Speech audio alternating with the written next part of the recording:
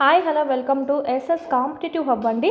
ఈ వీడియోలో అయితే మనం 9th క్లాస్కి సంబంధించి బయాలజీ అనేది చూద్దాము. లెసన్స్ ఏవేవి ఇచ్చారు అనేది చూద్దాం. ఇక్కడ 2023కు సంబంధించినటువంటి టెక్స్ట్ బుక్ ఇది. ఓకే, చూడండి ఇక్కడ లెసన్స్ చూద్దాము. మనకు ఓన్లీ 3 లెసన్స్ ఉన్నాయి బయాలజీ రిలేటెడ్ అయితే కనుక.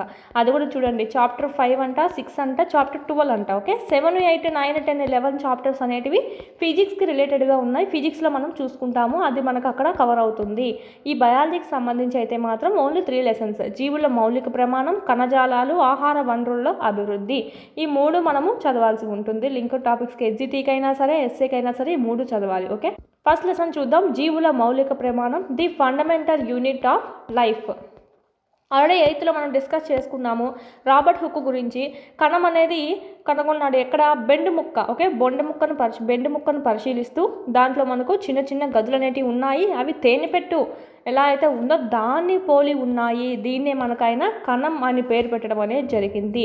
బెండ్ అనేది చూసుకుంటే, బెండు అంటే ఏంటంటే చెట్టు యొక్క బెరడు నుంచి వచ్చేటువంటి ఒక పదార్థాన్ని మనం బెండు అంటాము. ఇది మనకు మోస్ట్ ఇంపార్టెంట్ అండి. రాబర్ట్ హుక్ చేసినటువంటిది ఇది చూసినట్టయితే నిర్జీవ కణాల మీద చేశాడండి. అదే లూవెన్ హాక్ అయితే మనకి ఇక్కడ సజీవ కణాల మీద చేశారు. అది కూడా చూస్తాము. చెరువు నీటిని తీసుకొని దాంట్లోంచి చేయడం జరిగింది. సో అవి మనకు సజీవ కణాలు, ఇక్కడైతే నిర్జీవ కణాలు అనమాట. ఇది మనకు ప్రయోగం చేసింది కూడా 1665 సంవత్సరంలో రాబర్ట్ హుక్ స్వయంగా రూపొందించినటువంటి తన సూక్ష్మదర్శిని ఏదైతే ఉందో దాని ద్వారా పరిశీలించాడు. ఈ గదులకే కణాలు అని పేరు పెట్టడం అనేది కూడా జరిగింది. ఈయన కణం అంటే ఏంటంటే ఒక చిన్న గది అనే అర్థం గలటువంటి లాటిన్ పదంగా మనం చెప్పుకోవచ్చు. మోస్ట్ ఇంపార్టెంట్ లాటిన్ పదమా, రష్యన్ పదమా, ఇది కూడా అడుగుతారు, మనకు చూసుకోవాలి. 1665 రాబర్ట్ హుక్ అండి కణాన్ని కనుగొన్నది. నెక్స్ట్ మనం చూసినట్టయితే కణంలో మనం కేంద్రకాన్ని చూడడానికి ఇక్కడ సాఫ్రనిన్ ద్రావణం అనేది యూజ్ చేయడం జరుగుతుంది. ఇస్తారు మనకు క్రింది వాణిలో కేంద్రకాన్ని కనుగొనడానికి. ఓకే, ఇక్కడ యూజ్ చేసేటువంటిది ఏది క్రింది వాటిలో అని ఇస్తారు, చూసుకోవాలి. ఇక్కడైతే మనకు ఉల్లిగడ్డ పొరలు ఏవైతే ఉన్నాయో దాంట్లో కనుగొనడం జరిగింది. నెక్స్ట్ మనం చూసినట్టయితే సంయుక్త సూక్ష్మదర్శిని ఇచ్చారు ఇక్కడ. Okay, compound microscope. ఇక్కడ మనం చూసే ఇదైతే అక్షకటకం అంటాము, ఇదైతే స్థూల సవరణి, ఇదైతే సూక్ష్మ సవరణి, ఇదైతే మనకు భుజం అంటాము, వస్తు కటకాలు. ఓకే, ఇది పీఠము సవరణి, ఇక్కడైతే దర్పణం అనేది ఉంటుంది, ఇదైతే మనకు ఆధార పీఠంగా చెప్పుకోవచ్చు. గాజు పలక అనేది ఉంటుంది, ఇక్కడ క్లిప్పు, ఇదైతే గొట్టము. Okay, condenser. ఇదంతా మనకి ఇక్కడ పార్ట్స్ అనేవి ఇచ్చారు. సో జస్ట్ చూసుకుంటే సరిపోతుంది. ఇదైతే మనకు సంయుక్త సూక్ష్మదర్శిని. ఇక్కడ మనకు ఉల్లి పొరల్లో ఉండేటువంటి కణాలను చూసినట్టయితే కేంద్రకాలు, ఇవన్నీ మనకు ఏమవుతాయంటే కేంద్రకాలు అనేటివి అవుతాయి.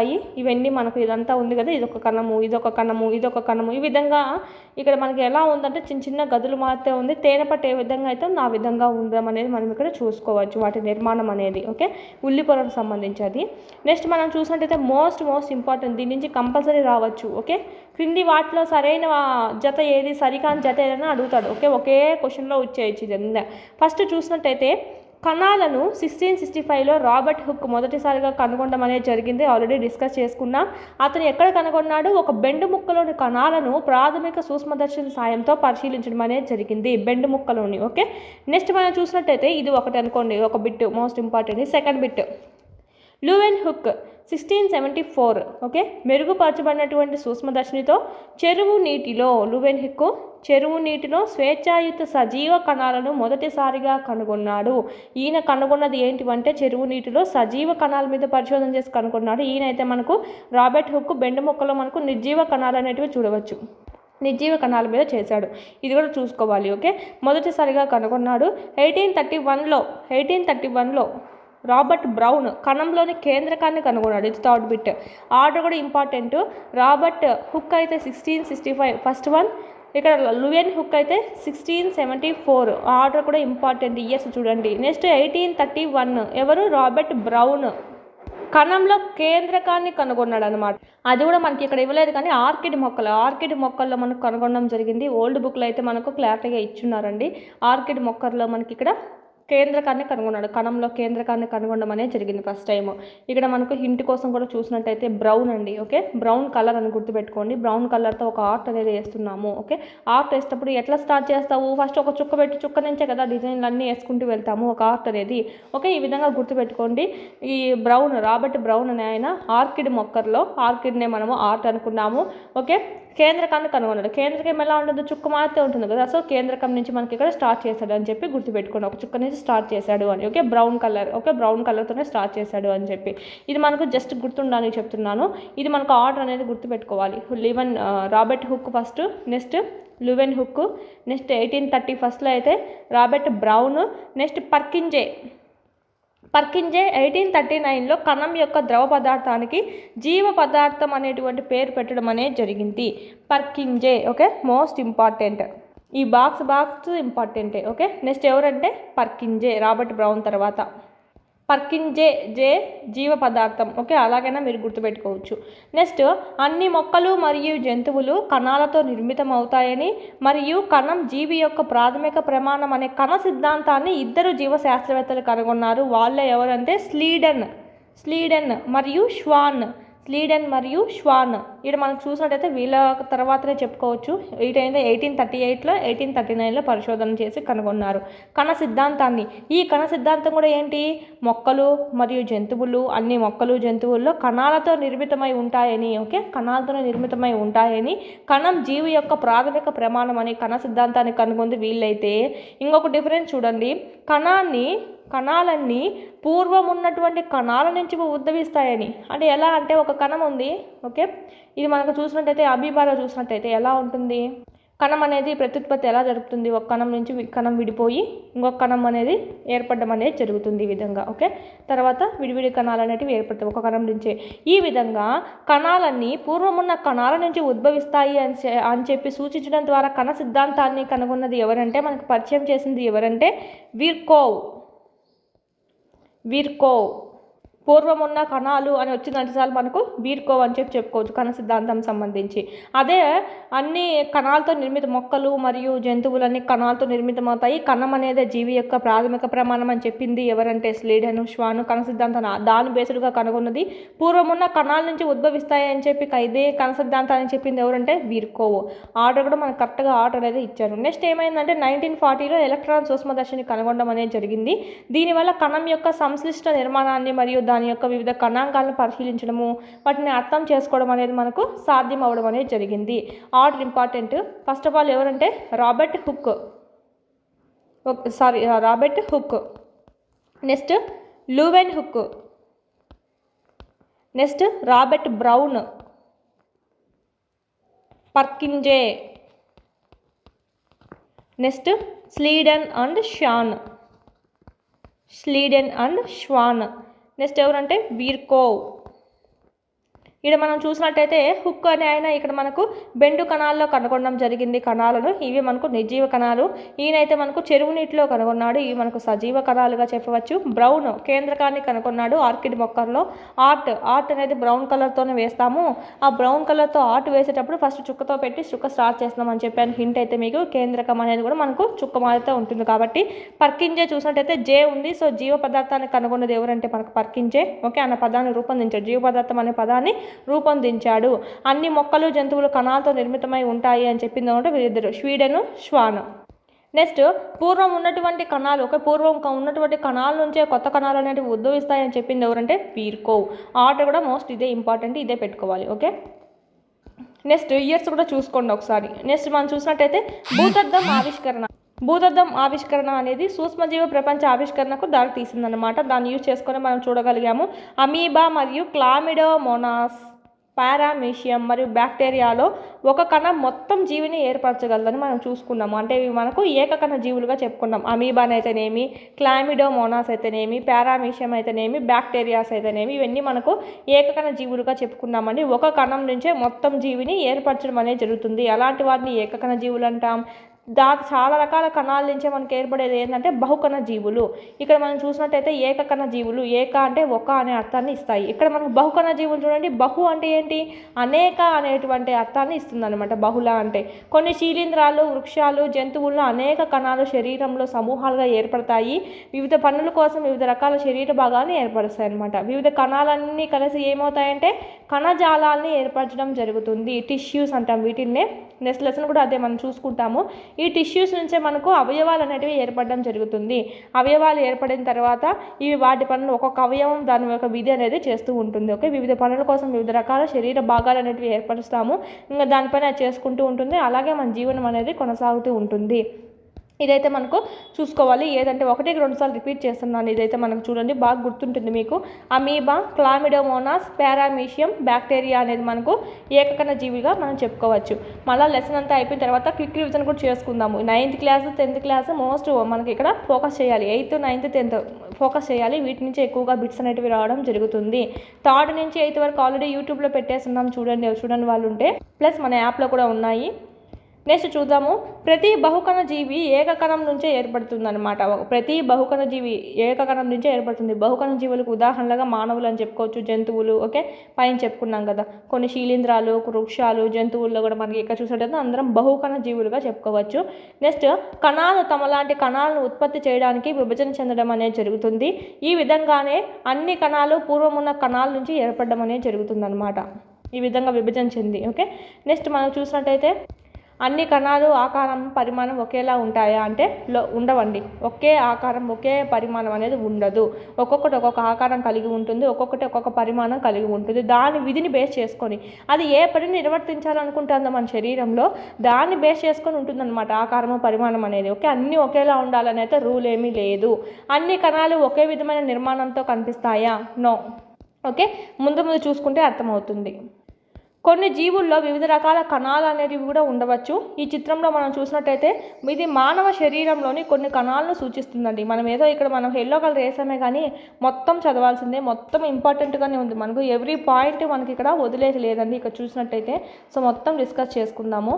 మ్యాథ్ అయితే మనకు ఫుల్గా నేర్చేసుకోవాలి, ఒకటి కూడా మిస్ చేసుకోకుండా, రిస్క్ తీసుకోకుండా. మానవ శరీరంలో ఉన్నటువంటి వివిధ రకాల కణాలు చూసినట్టయితే ఇది ఎలా ఇస్తారంటే బిట్టి కింది వాటిలో సరైనది సరికాందేది అని ఇచ్చి ఇలాంటివి ఇస్తారన్నమాట. ఓకే, సేమ్ ఇలాంటివే ఇచ్చేస్తారు. కింది వాటిలో సరైనది సరికాందేది అని చెప్పి. కొన్ని జీవుల్లో వివిధ రకాల కణాలు అనేటివి కూడా ఉండవచ్చు. చూసినట్టయితే ఇదైతే నాడీ కణం అండి. షేప్ వేరేగా ఉంది, పరిమాణం వేరేగా ఉంది. ఓకే, ఇదైతే రక్త కణాలు. అందుకే చెప్పుకున్నాం కదా అన్ని రకాలైనటువంటి కణాలు ఆకారం పరిమాణం ఒకేలా ఉండాలని లేదు. ఎందుకంటే చూడండి నాడీ కణం ఎలా ఉంది, కొవ్వు కణం ఎలా ఉంది, అస్థి కణం ఎలా ఉందో, శుక్రకణం చూడండి, అండము, నునుపు కండర కణాలు, రక్త కణాలు ఏది ఒకేలా లేదు కదా. దాని విధిని బేస్ చేసుకుని అది పరిమాణం అట్లా తయారవడం అనేది జరుగుతుంది అనమాట. సో ఆకారం పరిమాణం ప్రతి కణం ఒకేలా ఉండాలని రూల్ అయితే లేదు. అందుకే మనకి ఇక్కడ ఇచ్చాం. ఓకే, నెక్స్ట్ కణాలు ఆకారం మరియు పరిమాణం అన్నీ నిర్వర్తించే నిర్దిష్ట విధులకు అనుగుణంగా ఉంటుంది. రైట్ ఆన్సర్ ఇది. ఓకే, ఇది మనకు ఏగా ఇచ్చి ఇంకోటి బీగా ఇచ్చి మనకి ఇక్కడ ఆప్షన్ ఏ సరైందా, బి సరైందా, రెండు సరికావా, రెండు సరైనవా అని అడుగుతారు. చూసుకోవాలి. కణాల ఆకారము పరిమాణం ఏ విధంగా ఉంటుంది, అవి నిర్వర్తించేటువంటి నిర్దిష్ట విధులకు అనుగుణంగా నిర్మించబడి ఉంటుంది. సపోజ్ ఇక్కడ నాడీ వ్యవస్థ చూడండి, మనకి ఏమవుతుంది, ఉద్దీపనలు ప్రతిస్పందనలు మనకి ఇక్కడ రవాణా చేయడం అనేది జరుగుతుందన్నమాట. దానికి అనుగుణంగా దాని షేప్ ఉంటుంది. దాని డెండ్రైట్స్ అయితేనేమి, దాని యాక్సియానికి ఉన్నటువంటి డెండ్రైట్స్ అయితేనేమి. ఓకే, ఇదంతా దాని విధికి అనుగుణంగా ఉందన్నమాట అది. నెక్స్ట్ చూసినట్టయితే అమీబా వంటి కొన్ని కణాలు ఆకారంలో మార్పు చెందుతూ ఉంటాయి. అమీబా ఒక ఆకారంలో ఉండదు, నిర్దిష్ట ఆకారం అనేది ఉండదు, దానికి పొదులూకులు మారుతూనే ఉంటుంది. కొన్ని సందర్భాలలో కణాల ఆకారం దాదాపు స్థిరంగా ఉంటాయి మరియు కొన్ని ప్రత్యేక రకానికి చెందిన కణాలు విచిత్రంగా ఉంటాయి. ఉదాహరణకు చూసినట్టయితే నాడీ కణాలు చూసినట్టయితే విలక్షణమైన ఆకారాన్ని కలిగి ఉన్నాయి కదా, మనం పైన చూసుకున్నాము. ఓకే, ఈ విధంగా విచిత్రంగా ఉండడం అనేది జరుగుతుంది. ప్రతిదీ ఒకేలా ఉండడం అనేది జరగదు. నెక్స్ట్ చూసినట్టయితే ప్రతి జీవి కణం అన్ని జీవుల లక్షణమైనటువంటి కొన్ని ప్రాథమిక విధులను నిర్వర్తించగల సామర్థ్యాన్ని కలిగి ఉంటుంది. అంతే కదా, ప్రతి జీవకణం యొక్క దాని ప్రాథమిక విధి ఏమైతే ఉంటుందో దాని సామర్థ్యాన్ని కలిగి ఉంటుంది అది చేయడానికి. ఒక సజీవ కణం ఈ ప్రాథమిక విధులను ఎలా నిర్వర్తిస్తుందో చూద్దాం ఇప్పుడు. మానవులు వంటి బహుకణ జీవుల్లో శ్రమ విభజన అనేది ఉంటుంది. అంటే ఏంటి, బహుకణ జీవులు ఉంటాయండి మనలో. ఓకే, బహుకణ జీవులు అంటే మనకి ఇక్కడ చూసినట్లయితే టిష్యూస్ అనేటివి ఏర్పడి తర్వాత ఏమైతే అంటే ఒక్కొక్క అవయవం అనేది ఏర్పడడం అనేది జరుగుతుంది. సపోజ్ గుండె, ఊపిరితిత్తులు, మూత్రపిండాలు, దాని పని అది దాని పని అది నిర్వర్తిస్తూ పోతుంది అనమాట. గుండె పని గుండె చేస్తుంది, ఓకే, ఊపిరితిత్తుల పని ఊపిరితిత్తులు చేస్తాయి, మూత్రపిండాల పని మూత్రపిండాలు చేస్తాయి. ఇక్కడ ఏమైంది, దాని పని అదంతా విభజన చెందాయి కదా. వీటి శ్రమ అంతా ఒకే అవయవం పడకుండా వివిధ అవయవాలు ఉన్నాయి, వాటి పని అవి నిర్వర్తిస్తూ ఉన్నాయి. ఇక్కడ ఏం కనిపిస్తుంది, మొత్తం ఒకటే కష్టపడకుండా శ్రమ అనేది విభజన చెందించుకున్నాయి. నీకు ఒక పని, నీకొక పని, నీకొక పని, నీకొక పని అని చెప్పి. సో ఈ విధంగా మానవుల వంటి బహుకణ జీవుల్లో శ్రమ విభజన అనేది ఉంటుంది. మానవ శరీరంలో వివిధ భాగాలు భిన్నమైన విధులను నిర్వర్తించడం అనేది జరుగుతుంది. మానవ శరీరంలో రక్తాన్ని పంపు చేయడానికి గుండె ఉంటుంది, ఆహారాన్ని జీర్ణం చేయడానికి జీర్ణాశయం ఉంటుంది. అదేవిధంగా మనం చూసినట్టయితే మిగతా ఊపిరితిత్తులు అయితేనేమి, మూత్రపిండాలు అయితేనేమి, సో ఇవన్నీ దానిపైన చేసుకుంటూ ఉంటాయి. ఈ విధంగా శ్రమ విభజన ప్రతి కణంలో కూడా కనిపిస్తూ ఉంటుంది. వాస్తవానికి చూసుకుంటే అటువంటి ప్రతి కణము కణాంగాలు అని పిలువబడేటువంటి నిర్దిష్ట భాగాల్ని దానిలో కలిగి ఉండడం అనేది జరుగుతుంది. ఇక్కడ మనం ఇది కేంద్రకం అనుకుంటే, ఇదంతా మనం కణం అనుకుంటే, ఇదంతా మనకి ఏమవుతుంది, కణ ద్రవ్యం అనేది ఉంటుంది. ఈ కణ ద్రవ్యంలోనే మనకు ఎన్నో కణాంగాలు అనేటివి ఉంటాయి. మైటోకాండ్రియా ఉంటుంది, ఓకే, గాల్జీ సంసిస్టమ్ ఉంటుంది, ఓకే, ఇంకా సంథింగ్ మనకు చాలా ఉన్నాయి కదా, అంతర్జీవ ద్రవ్యజాలం అంట, ఇవన్నీ మనకు కణాంగాలు అవుతాయి అన్నమాట. ఇవన్నీ ఈ కణాంగాలన్నీ మనకు ప్రతి కణంలోనూ ఉంటుంది. కణంలోని ప్రతి కణాంగం కణంలో కొత్త పదార్థాలను తయారు చేయడానికి ప్రతి కణాంగం మైటోకాండ్రియా ఏం చేస్తుంది, కొన్ని విధులకు దాన్ని నిర్వర్తించడం జరిగింది. అంతర్జాతీయ ద్రవ్యజాలము, ఓకే, గాల్జీ సంసిస్టము, ఇలాంటివన్నీ మనకు చూసినట్టయితే ప్రతి దాంట్లో ప్రతి కణాంగం అనేది కణంలో కొత్త పదార్థాన్ని తయారు చేయడానికి కానీ, కణం నుండి వ్యర్థ పదార్థాన్ని తొలగించడానికి కానీ కొన్ని పనులు అనేటివి అవి చేస్తూ ఉంటాయి. ప్రత్యేక విధులను అనేది నిర్వర్తిస్తూ ఉంటాయి అన్నమాట. ఈ కణాంగాల కారణంగా ఒక కణం అనేది జీవించగలుగుతుంది. వీటి వల్లనే అది జీవించడం అనేది జరుగుతుంది. దాని యొక్క అన్ని విధులను నిర్వహించగలుగుతుంది. ఈ కణాంగాలన్నీ కలిసి కణం అని పిలువబడేటువంటి ప్రాథమిక నిర్మాణాన్ని ఏర్పరుస్తాయి. ఈ మైటోకాండ్రియా అయితేనే సో ఇక్కడ ఉన్నటువంటి ఈ కణాంగాలన్నీ మనకి ఏమవుతాయంటే కలిసి కణాన్ని ఏర్పరుస్తాయి అన్నమాట. దీనివల్లనే మన జీవిస్తున్నాడు, దానిపైన అది కరెక్ట్గా చేసుకుంటూ పోతుంది కాబట్టి. ఓకే, ఇక చూసినట్టయితే కణం యొక్క విధి ఏమైనప్పటికీ లేదా ఏ జీవిలో ఉన్న అన్ని కణాలు ఒకే రకమైన కణాంగాలు కలిగి ఉండడం అనేది ఆసక్తికరంగా ఉంటుందన్నమాట. అన్ని రకాలు చూసినట్టయితే మైటోకాండ్రియా ఉంటుంది, ఓకే, మనకి ఇక్కడ దాని విధ చేస్తూ ఉంటుంది, గాల్జీ సంసిస్టమ్ ఉంటుంది. సో ఈ విధంగా కణం దేంతో తయారు చేయబడింది, కణం యొక్క నిర్మాణాత్మక వ్యవస్థ అంటే ఏమిటి చూద్దాము. కణంలో కణాంగాలు అని పిలువబడే ప్రత్యేక భాగాలు ఉన్నాయని మనం తెలుసుకున్నాము. కణం నిర్మాణం ఎలా ఉంటుందో చూద్దాం ఇప్పుడు. మనం సూక్ష్మదర్శిని ద్వారా ఒక కణాన్ని అధ్యయనం చేసినప్పుడు దాదాపు ప్రతి కణంలో 3 లక్షణాలని మనము చూడవచ్చు అన్నమాట.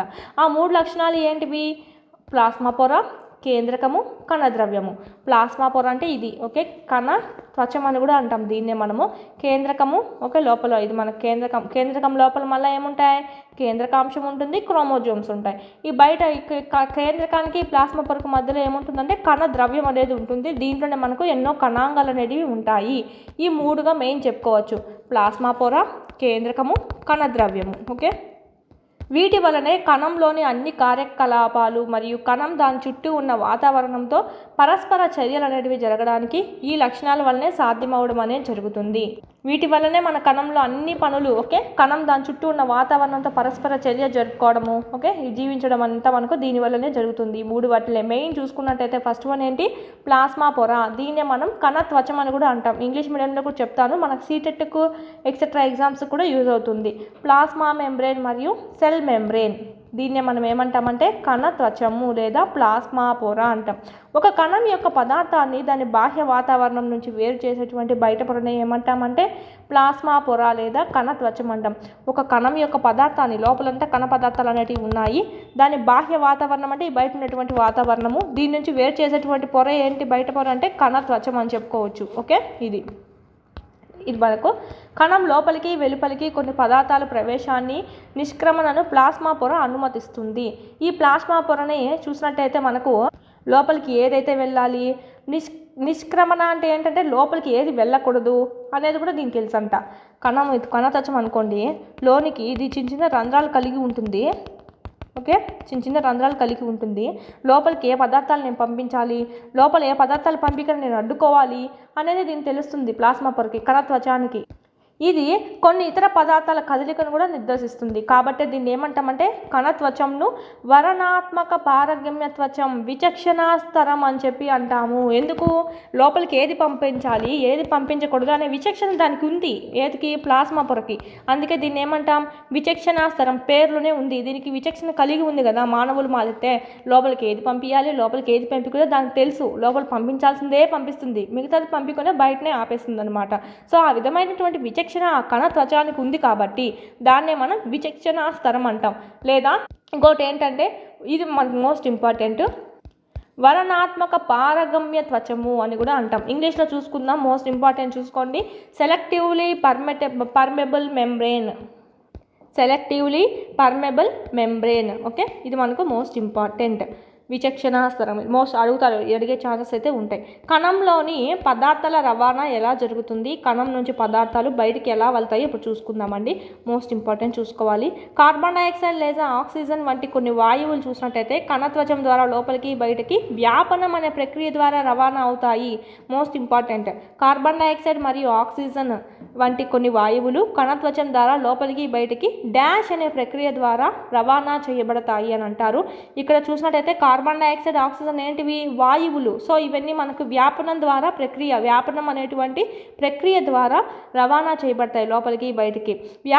వ్యాపన ప్రక్రియ గురించి మనం ఇక్కడ చూద్దాము. ఒక పదార్థం అనేది ఎక్కువ గాఢత ఉన్న ప్రాంతం నుంచి తక్కువ గాఢత ఉన్న ప్రాంతానికి సాధారణంగా కదులుతూ ఉండడాన్నే మనం ఏమంటామంటే వ్యాపనం అంటాం. ఒక పదార్థం ఎక్కువ గాఢత నుంచి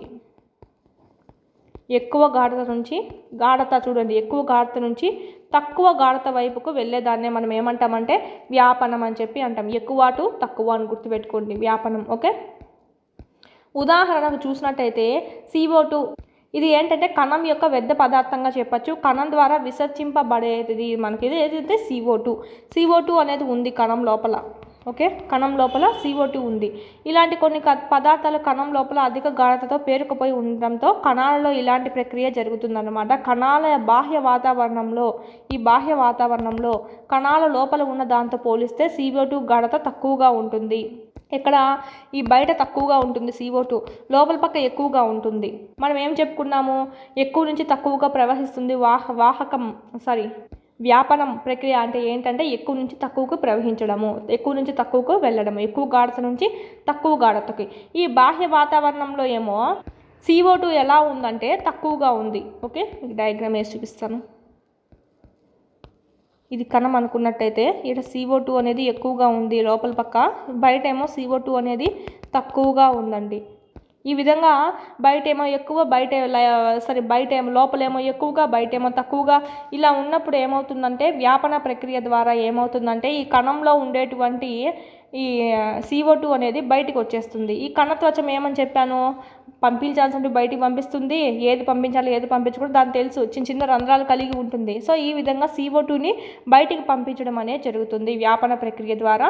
కణం లోపల అధిక గాఢత ఉన్నటువంటి ప్రాంతం నుంచి కణం వెలుపల తక్కువగా గాఢత ఉన్న ప్రాంతానికి కదలడం అనేది జరుగుతుంది. లోపల ఏమో ఎక్కువగా ఉంది, బయట ఏమో తక్కువగా ఉంది. సో ఎక్కువ నుంచి తక్కువకి వెళ్ళడము. ఇక్కడ మనం అదే చెప్పుకున్నాం కదా, వ్యాపనం అంటే ఏంటి, ఎక్కువ గాఢత నుంచి తక్కువ గాఢతకు వెళ్ళడము. నెక్స్ట్ ఇక్కడ మనకు కణం లోపల CO2 అంతా బయటకు వచ్చేసింది. కణం లోపల O2 గాఢత తగ్గినప్పుడు ఏమవుతుందంటే ఈ వ్యాపన ప్రక్రియ ద్వారా ఈ O2 బయట ఉన్నటువంటి ఈ O2 అనేది లోపలికి వెళ్ళడం అనేది జరుగుతుంది. ఓకే, O2 లోపల తక్కువ ఉంటుంది, బయట ఏమో ఎక్కువ ఉందనుకోండి, ఇటు నుంచి లోపలికి వెళ్తుంది అనమాట. అందువల్లే వ్యాపనం కణాల మధ్య, అలాగే ఒక కణం మరియు దాని బాహ్య వాతావరణం మధ్య వాయు మార్పిడిలో ముఖ్యమైన పాత్ర అనేది పోషించడం అనేది జరుగుతుంది. ఎగ్జాంపుల్ ఇంకా చూసుకున్నట్టయితే మనం సెంట్ కానీ ఒక సైడ్ కొట్టామంటే కనుక అది మనకు ఎక్కడికో మనకి ఈ పక్కకు ఉన్నాం అనుకో నువ్వు మనిషివి, ఓకే, ఈ పక్క కొడితే ఈ పక్కకు వరకు మనకు స్మెల్ అనేది వస్తూ ఉంటుంది. అది కూడా వ్యాపనం అనే చెప్పుకోవచ్చు. ఇక్కడైతే మన కణంలో జరిగేదే ఇచ్చారు.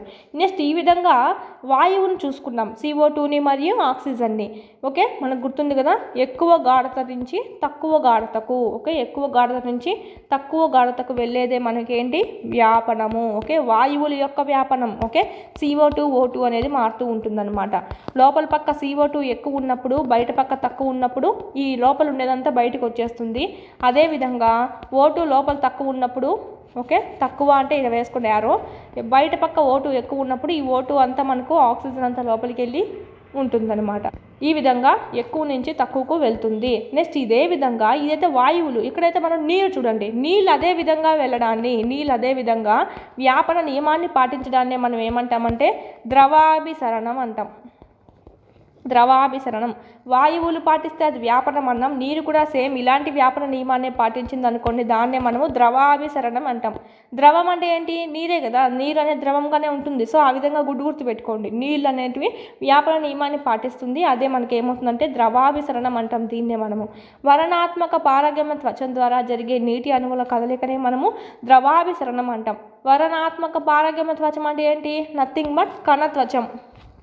దీన్నే మనం విచక్షణా స్తరం అంటాం. ఎందుకు, ఏది లోపలికి పంపించాలి ఏది లోపలికి పంపించకూడదు అనేది దానికి తెలుసు, ఆ విచక్షణ దానికి ఉంది. సో దీన్నే మనము వరణాత్మక పారగమ్య త్వచం అని కూడా అంటామన్నమాట. దీని ద్వారా చిన్న చిన్న రంధ్రాలు ఉంటాయి కదా, దీని ద్వారా నీటి అణువుల్ని బయటికి లోనికి పంపిస్తూ ఉంటుంది. దీన్నే మనము ద్రవాభిసరణం అంటాం. ఓకే, ద్రవాభిసరణం. ఇంగ్లీష్లో చూసుకున్నట్టయితే ఆస్మాసిస్, మోస్ట్ ఇంపార్టెంట్ చూసుకోవాలి. ఆస్మాసిస్ చాలామందికి చాలా డౌట్గా ఉంటుంది, అర్థమై అయి ఉండదు అసలు. చూడండి ఇక్కడ మీకు చాలా ఈజీ వేలో అర్థమై చెప్తాను, డయాగ్రామ్ వేసి మరీ చెప్తాను. ఇవి ఇక్కడ పారగమ్య త్వచం ద్వారా జరిగే నీటి ప్రసరణ నీటిలో కరిగిన పదార్థాల పరిమాణం మీద కూడా ఆధారపడి ఉంటుంది.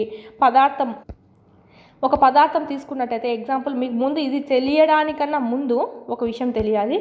ఏంటంటే సపోజ్ ద్రావణం, సొల్యూషన్ అంటాము. సొల్యూషన్, ద్రావణంలో మనకు చూసినట్టయితే ద్రావితం ఉంటుంది, ద్రావణి ఉంటుంది. ఓకే, ద్రావణి అంటే ఏంటి, కరిగించుకుంటుంది, ఏదైతే కరిగించుకుంటుందో అది, అంటే నీరు ఎగ్జాంపుల్. ద్రావితం అంటే ఏంటి, ఏదైతే కరకాలను నువ్వు వేస్తున్నావో అది, ఉప్పు, చక్కెర ఎక్సెట్రాగా చెప్పుకోవచ్చు. ప్రస్తుతానికి మీకు అర్థం అవ్వడానికి ఏం చెప్తానంటే చక్కెర లేదా ఉప్పుని తీసుకుంటాం ద్రావితి కిందికి. ఓకే, ద్రావితి కిందికి చక్కెర, ఉప్పు అనేది తీసుకుంటాం అనమాట. ద్రావణి కిందికి నీరుని తీసుకోవడం జరుగుతుంది. ఇక్కడ మనకు చూసినట్టయితే ఓకే, నీటిలో నువ్వు ఇక్కడ చక్కెర 1 స్పూన్ వేస్తావు అనమాట. ఓకే, 1 స్పూన్ వేస్తావు, చక్కెర అనేది వేస్తావు, బాగా కరిగిపోతుంది, 1 స్పూన్ అనేది వేస్తావు అనమాట. ఇక్కడ ఎలా ఉంది, నీళ్ళు అనేటివి 200 గ్రామ్స్ అనుకోండి, చక్కెర 100 గ్రామ్స్ వేసావు. ఇక్కడ నీరు 200 గ్రామ్స్ ఉంది, చక్కెర 100 గ్రామ్స్ ఉంది, అంటే నీరు అనేది ఎక్కువగా ఉంది. ఇక్కడ మనకు చక్కెర అనేది కొంచెం దాంతో పోలిస్తే తక్కువగా ఉంది. అంటే ఏమని అర్థము, నీరు గాఢత ఎక్కువగా ఉంది, నీరు గాఢత ఎక్కువగా ఉంది. ఇక్కడ చక్కెరను ఏమంటాం మనము, ద్రావిత అంటాం. ఓకే, ద్రావిత గాఢత తక్కువగా ఉంది, గుర్తుపెట్టుకోండి. నీళ్ళు అనేటివి మనకి ఎలా ఉందంటే 200 గ్రాములు ఉంది నీరు. ఓకే, అదే చక్కెర ద్రావణం ఎంత వేసాము, 100 గ్రామ్స్ వేసాము. ఓకే, ఇక్కడ మనకి ఎలా ఉంటుంది అంటే నీరు గాఢత ఎక్కువగా ఉంటుంది, చక్కెరనే మనం ఏమంటాం ద్రావిత యొక్క గాఢని తక్కువగా ఉంటుంది, గాఢత అనేది. ఓకే, ఎందుకంటే 100 గ్రామ్సే కదా, అంటే ఒక రకంగా చెప్పాలంటే మనం నిమ్మకాయ నీళ్ళు తాగుతాం కదా, నిమ్మకాయలో చక్కెర కలుపుకొని తాగుతాంలా ఆ తీపిలో ఉంటుంది అనమాట. నెక్స్ట్ ఇంకోటి చూడండి, సేమ్ నీళ్ళు మళ్ళీ తీసుకున్నావు, 200 గ్రాములు నీళ్ళు తీసుకున్నావు. ఇక్కడ ఆల్రెడీ మనకు చూసినట్టయితే చక్కెర ఎంత కలుపుతావంటే ఒక 300 గ్రాములు, ఒక 200 ఎక్స్ట్రా కలిపావు దీనికన్నా, అంతే. 100 గ్రామ్స్ ఆల్రెడీ ఉంది దాంట్లో. ఇప్పుడు ఏమైంది, 200 గ్రాములు ఎక్స్ట్రా కలిపావు, మొత్తానికి ఎంత ఉన్నట్టు చక్కెర 300 గ్రాములు ఉన్నట్టు దీంట్లో. ఓకే, నీళ్ళేమో 200 గ్రాములే. ఇప్పుడు ఏమైంది, చక్కెర గాఢత ఎక్కువగా ఉంది, అంటే ద్రావిత గాఢత ఎక్కువగా ఉంది, నీళ్ళు గాఢత తక్కువగా ఉంది, నీళ్ళు తక్కువగా ఉంది. ఇదేమవుతుంది తెలుసా, మనం గులాబ్ జామ్స్కి చేసుకుంటాం చూడండి, గులాబ్ జామ్ పాకము, సో ఆ విధంగా తయారవుతుందన్నమాట. అంటే ఎక్కువ గాఢత కలిగి ఉంటుంది చక్కెర ద్రావణం అనేది. ఓకే. ఈ విధంగా మనకి ఇది నార్మల్ నిమ్మకాయ నీళ్ళు మామూలుగా చక్కెర నీళ్ళు అనుకుంటే, ఇదైతే మనకు గులాబ్ జామ్ కలుపుకున్నటువంటి ఆ నీళ్ళని అనుకోవచ్చు అనమాట. దీంట్లో చక్కెర ఎక్కువగా ఉంటుంది, చక్కెర ద్రావణం ఎక్కువగా ఉంటుంది గాఢత. దీంట్లో ఏమో ద్రావత అంటే ఏది చక్కెర ద్రావణం అనేది తక్కువగా ఉంటుంది. ఇక్కడ మీరు ఇది గుర్తుపెట్టుకోండి. దీని అర్థం ఏంటి అంటే మీరు గమనించాలి ఒకటి, నీరు గాఢత అంటే ఏంటంటే నీరు అనేది ఎక్కువగా నీళ్ళు అనేది ఎంత ఉంది అని. ఇదేమో నీరు ఎక్కువగా ఉంది, నీరు గాఢత 200 గ్రాములే దీనికన్నా పోలిస్తే. సో నీళ్లు తక్కువగా ఉన్నాయి, నీటి గాఢత తక్కువగా ఉంది. నీళ్ళు గాఢత ఎక్కువగా ఈ పక్క ఉంటే ఈ పక్క తక్కువగా ఉంది. ఈ పక్క చూడండి చక్కెర ద్రావణం అనేది తక్కువగా ఉంది, అంటే ద్రావిత గాఢత. ఈ పక్క ద్రావిత గాఢత ఎక్కువగా ఉంది, చక్కెర యొక్క గాఢత ఎక్కువగా ఉంది. ఎగ్జాంపుల్ ఇది మాత్రం గుర్తుపెట్టుకోండి, ఓకే. ఒకటేమో చక్కెర నీళ్ళు అనుకుంటే, ఇంకోటేమో చక్కెర పాకం, ఓకే, గులాబ్ జామున్ పెట్టుకున్నట్టుగా, ఓకే. ఇది మనం గుర్తుపెట్టుకోండి. ఇప్పుడు మనకి దీనికి యూజ్ అవుతుంది. అర్థం కాకపోతే కనుక మళ్ళీ వెనక్కి పెట్టుకొని స్లో మోషన్లో పెట్టుకుని అయినా వినండి, ఓకే. Most important. ఇక్కడ మనం చూసినట్టయితే వర్ణనాత్మక పారగమ్య త్వచం ద్వారా ఏమవుతుందంటే ద్రావిత గాఢత అధికంగా ఉన్న వైపుకు నీటి నికర వ్యాపనాన్నే మనం ద్రవాభిసరణం అని చెప్తాం. ద్రావిత గాఢత అధికం అంటే ఏంటి? ద్రావిత అంటే ఏమనుకున్నాం? అద్దం అంటే మీరు ఇక్కడ ద్రావిత అంటే కన్ఫ్యూజ్ అవుతుంటే, ద్రావితం అంటే ఏంటి? చక్కెర అని అనుకోండి ఒక్కసారిగా. చక్కెర గాఢత అనేది అధికంగా ఎక్కడైతే ఉందో ఆడికి నీళ్ళు అనేటివి, ఈ పక్క నీళ్ళు అనేటివి ఉంటే ఆ నీళ్ళు అనేటివి ఇందులోకి వెళ్ళిపోతాయంట, ఓకే. నీళ్ళను అనేది గ్రహిస్తుంది, ఎందుకంటే చక్కెర పాకం అనుకోండి. ఇది చక్కెర పాకం అనేది మనకి ఇక్కడ దండిగా చక్కెర పాకం ఉంది, ఓకే. అది మనకు పలచబడాలని చెప్పి నీటిని గ్రహిస్తూ ఉంటుందన్నమాట. ఇది మనకు సంబంధించి ద్రావిత గాఢత అధికంగా ఉన్న వైపుకు నీళ్ళు అనేటివి ఏం చేస్తుంది? వెళ్తూ ఉంటుంది. దీన్నే మనము ద్రవాభిసరణ అంటాం. నీరు అనేది చూడండి ఎక్కడి నుంచి ఎక్కడికి వెళ్తుంది, నీరు అనేది ఎక్కువ గాఢత ఉన్న వైపుకి ప్రవహిస్తూ ఉంటుంది. ఎక్కువ గాఢత ఎక్కడైతే ఉంటుందో దాని వైపుకు ప్రవహిస్తూ ఉంటుంది. అంటే ఏంటి? చక్కెర ద్రావణం అని గుర్తుపెట్టుకోండి. చక్కెర అనేది ఎక్కువ పాకం కలిగి ఉంది కదా, సో దాని వైపుకు ప్రవహిస్తూ ఉంటుంది అని చెప్పి, ఓకే. ద్రావిత ఎక్కువ గాఢత ఉన్న వైపుకు నీళ్ళు అనేటివి వెళ్తూ ఉంటాయి. దాన్నే మనం ఏమంటామంటే ద్రవాభిసరణం అని చెప్పి అంటాము. చక్కెర మరియు ఉప్పు ద్రావణంలో జంతు కణం లేదా మొక్క కణం ఉంచితే ఏం జరుగుతుంది? సో ఈ ప్రయోగం కింద చూసామంటే అప్పుడు తెలుస్తుంది మనకి ఏం జరిగేది. ఇక్కడి నుంచి మనకు మోస్ట్ ఇంపార్టెంట్ చూడండి, ఇది కణము, ఓకే. ఇది కేంద్రకము, ఇదంతా మనకు కణం, ఇదంతా కణం అన్నాం.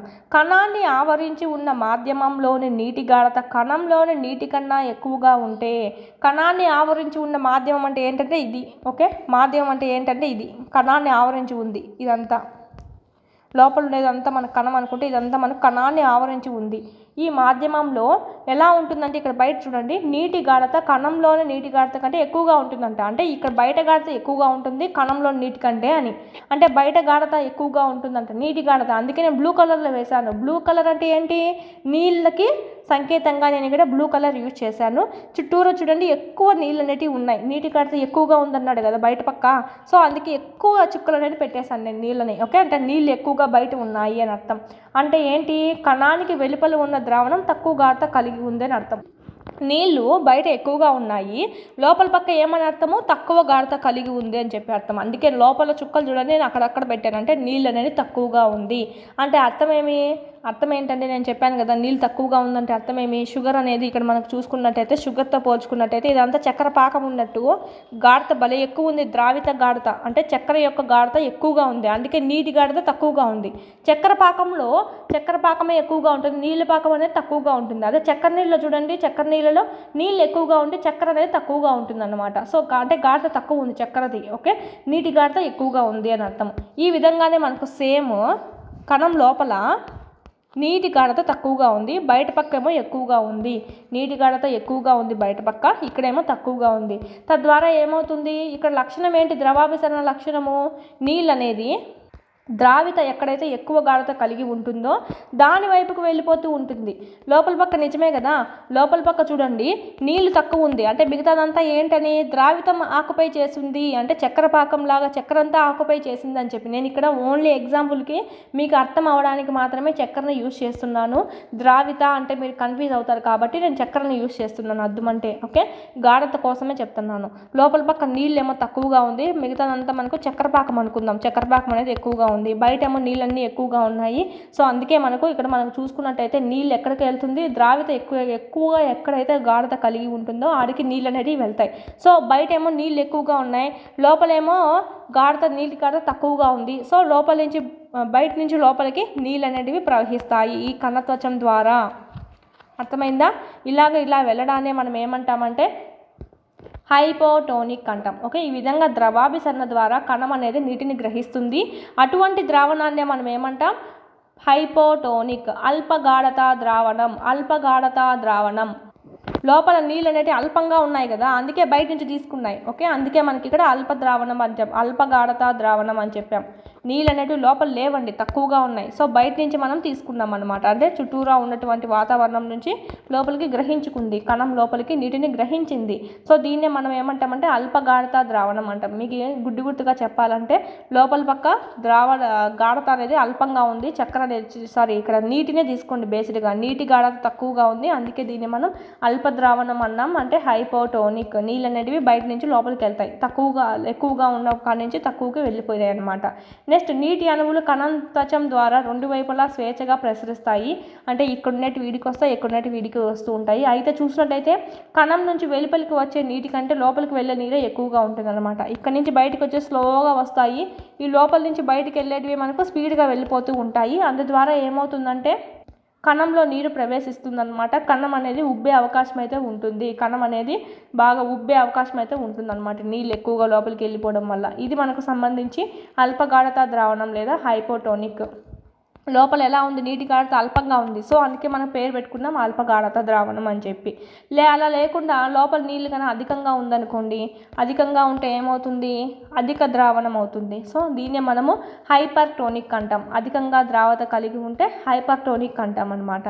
కణాన్ని ఆవరించి ఉన్న మాధ్యమంలో నీటి గాఢత కణంలో నీటి గాఢత కంటే తక్కువగా ఉంటుందన్నమాట. అంటే చూడండి, ఇక్కడ ఈసారి రివర్స్ అనమాట. అక్కడ ఏముంది, బయటేమో నీళ్ళు ఎక్కువగా ఉన్నాయి, నీటి గాఢత ఎక్కువగా ఉంది, లోపలేమో నీటి గాఢత తక్కువగా ఉంది, చక్కెర శాతం ఎక్కువగా ఉండింది.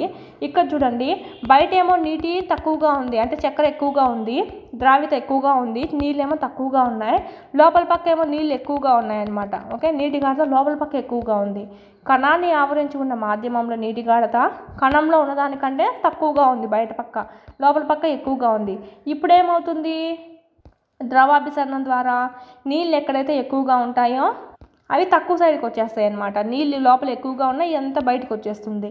ఈ బయట ద్రవం ఎక్కువగా గాఢత కలిగి ఉందని అర్థం. అంటే ఏంటంటే బయట కణం గాఢత ఎక్కువగా కలిగి ఉండడం అంటే చక్కెర గాఢత ఎక్కువగా ఉందని అర్థం. అంటే ద్రావిత గాఢత ఎక్కువగా ఉంది అని అర్థం. ఓకే, అర్థమైందా?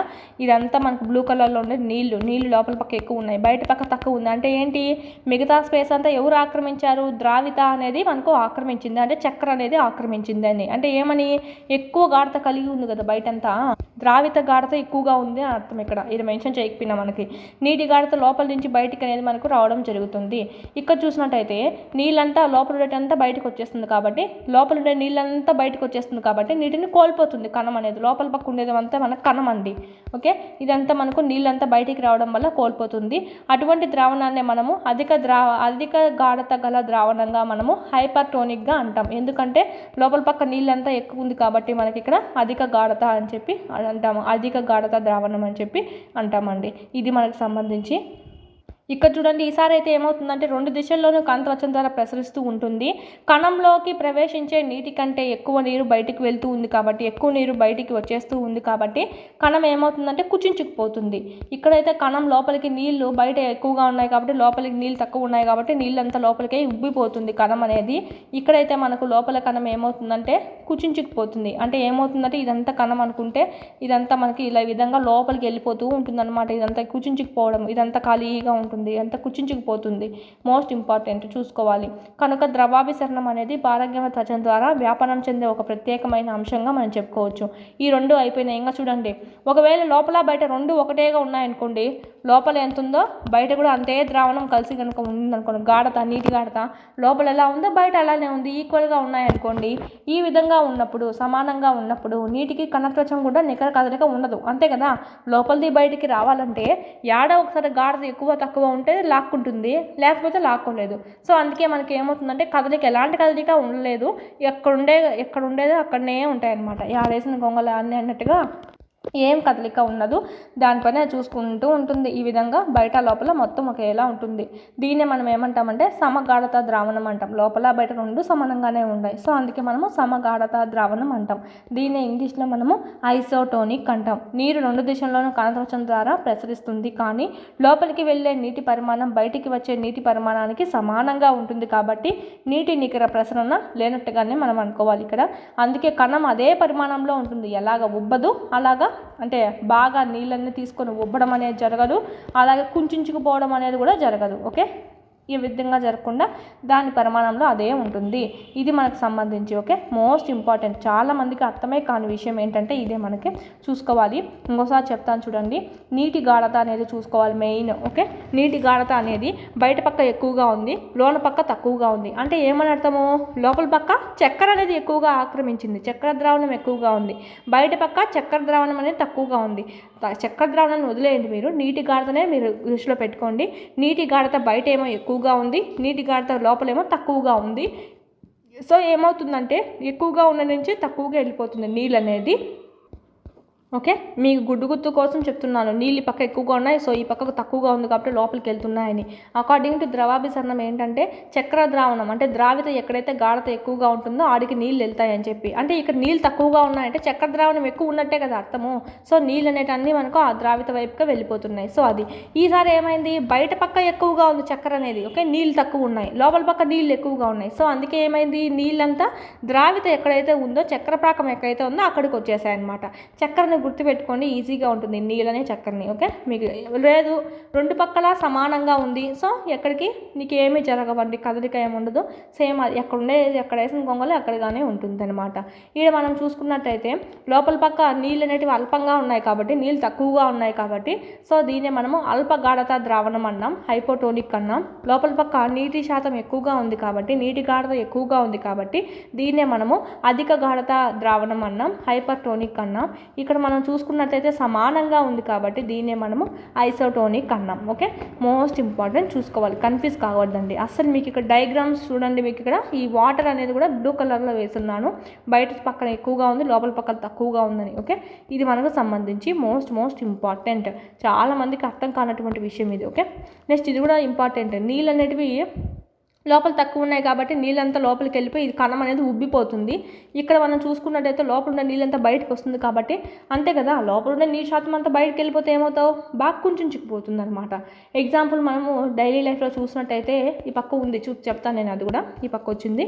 గుడ్డు తీసుకుందాం ఫస్ట్ ఆఫ్ ఆల్, ప్రయోగం అండి. గుడ్డు ద్రవాభిసరణ ప్రక్రియ గుడ్డుతో తీసుకున్నట్టయితే గుడ్డుని ఏం చేస్తామంటే మామూలు పచ్చిగుడ్డునే హైడ్రోక్లోరిక్ ఆమ్లంలో, సజల హైడ్రోక్లోరిక్ ఆమ్లంలో మనం కరిగించడం ద్వారా ఏం చేయొచ్చు అంటే గుడ్డు పైన ఉన్నటువంటి తెల్లగా పెంకు ఉంది కదా గట్టిగా ఉండేది, అదంతా మనకు కాల్షియం కార్బోనేట్ కలిగి ఉంటుంది కదా, అదేమవుతుందంటే అదంతా పోయేసి మనకు ఒక సన్నని వెలుపరి పొర అనేది ఉంటుంది గుడ్డు లోపల. ఓకే, ఆ లోపల ఉన్నటువంటి తెల్ల సొనకి ప్లస్ బయట ఉన్నటువంటి పెంకుకి మధ్యలో ఒక పొర అనేది ఉంటుంది.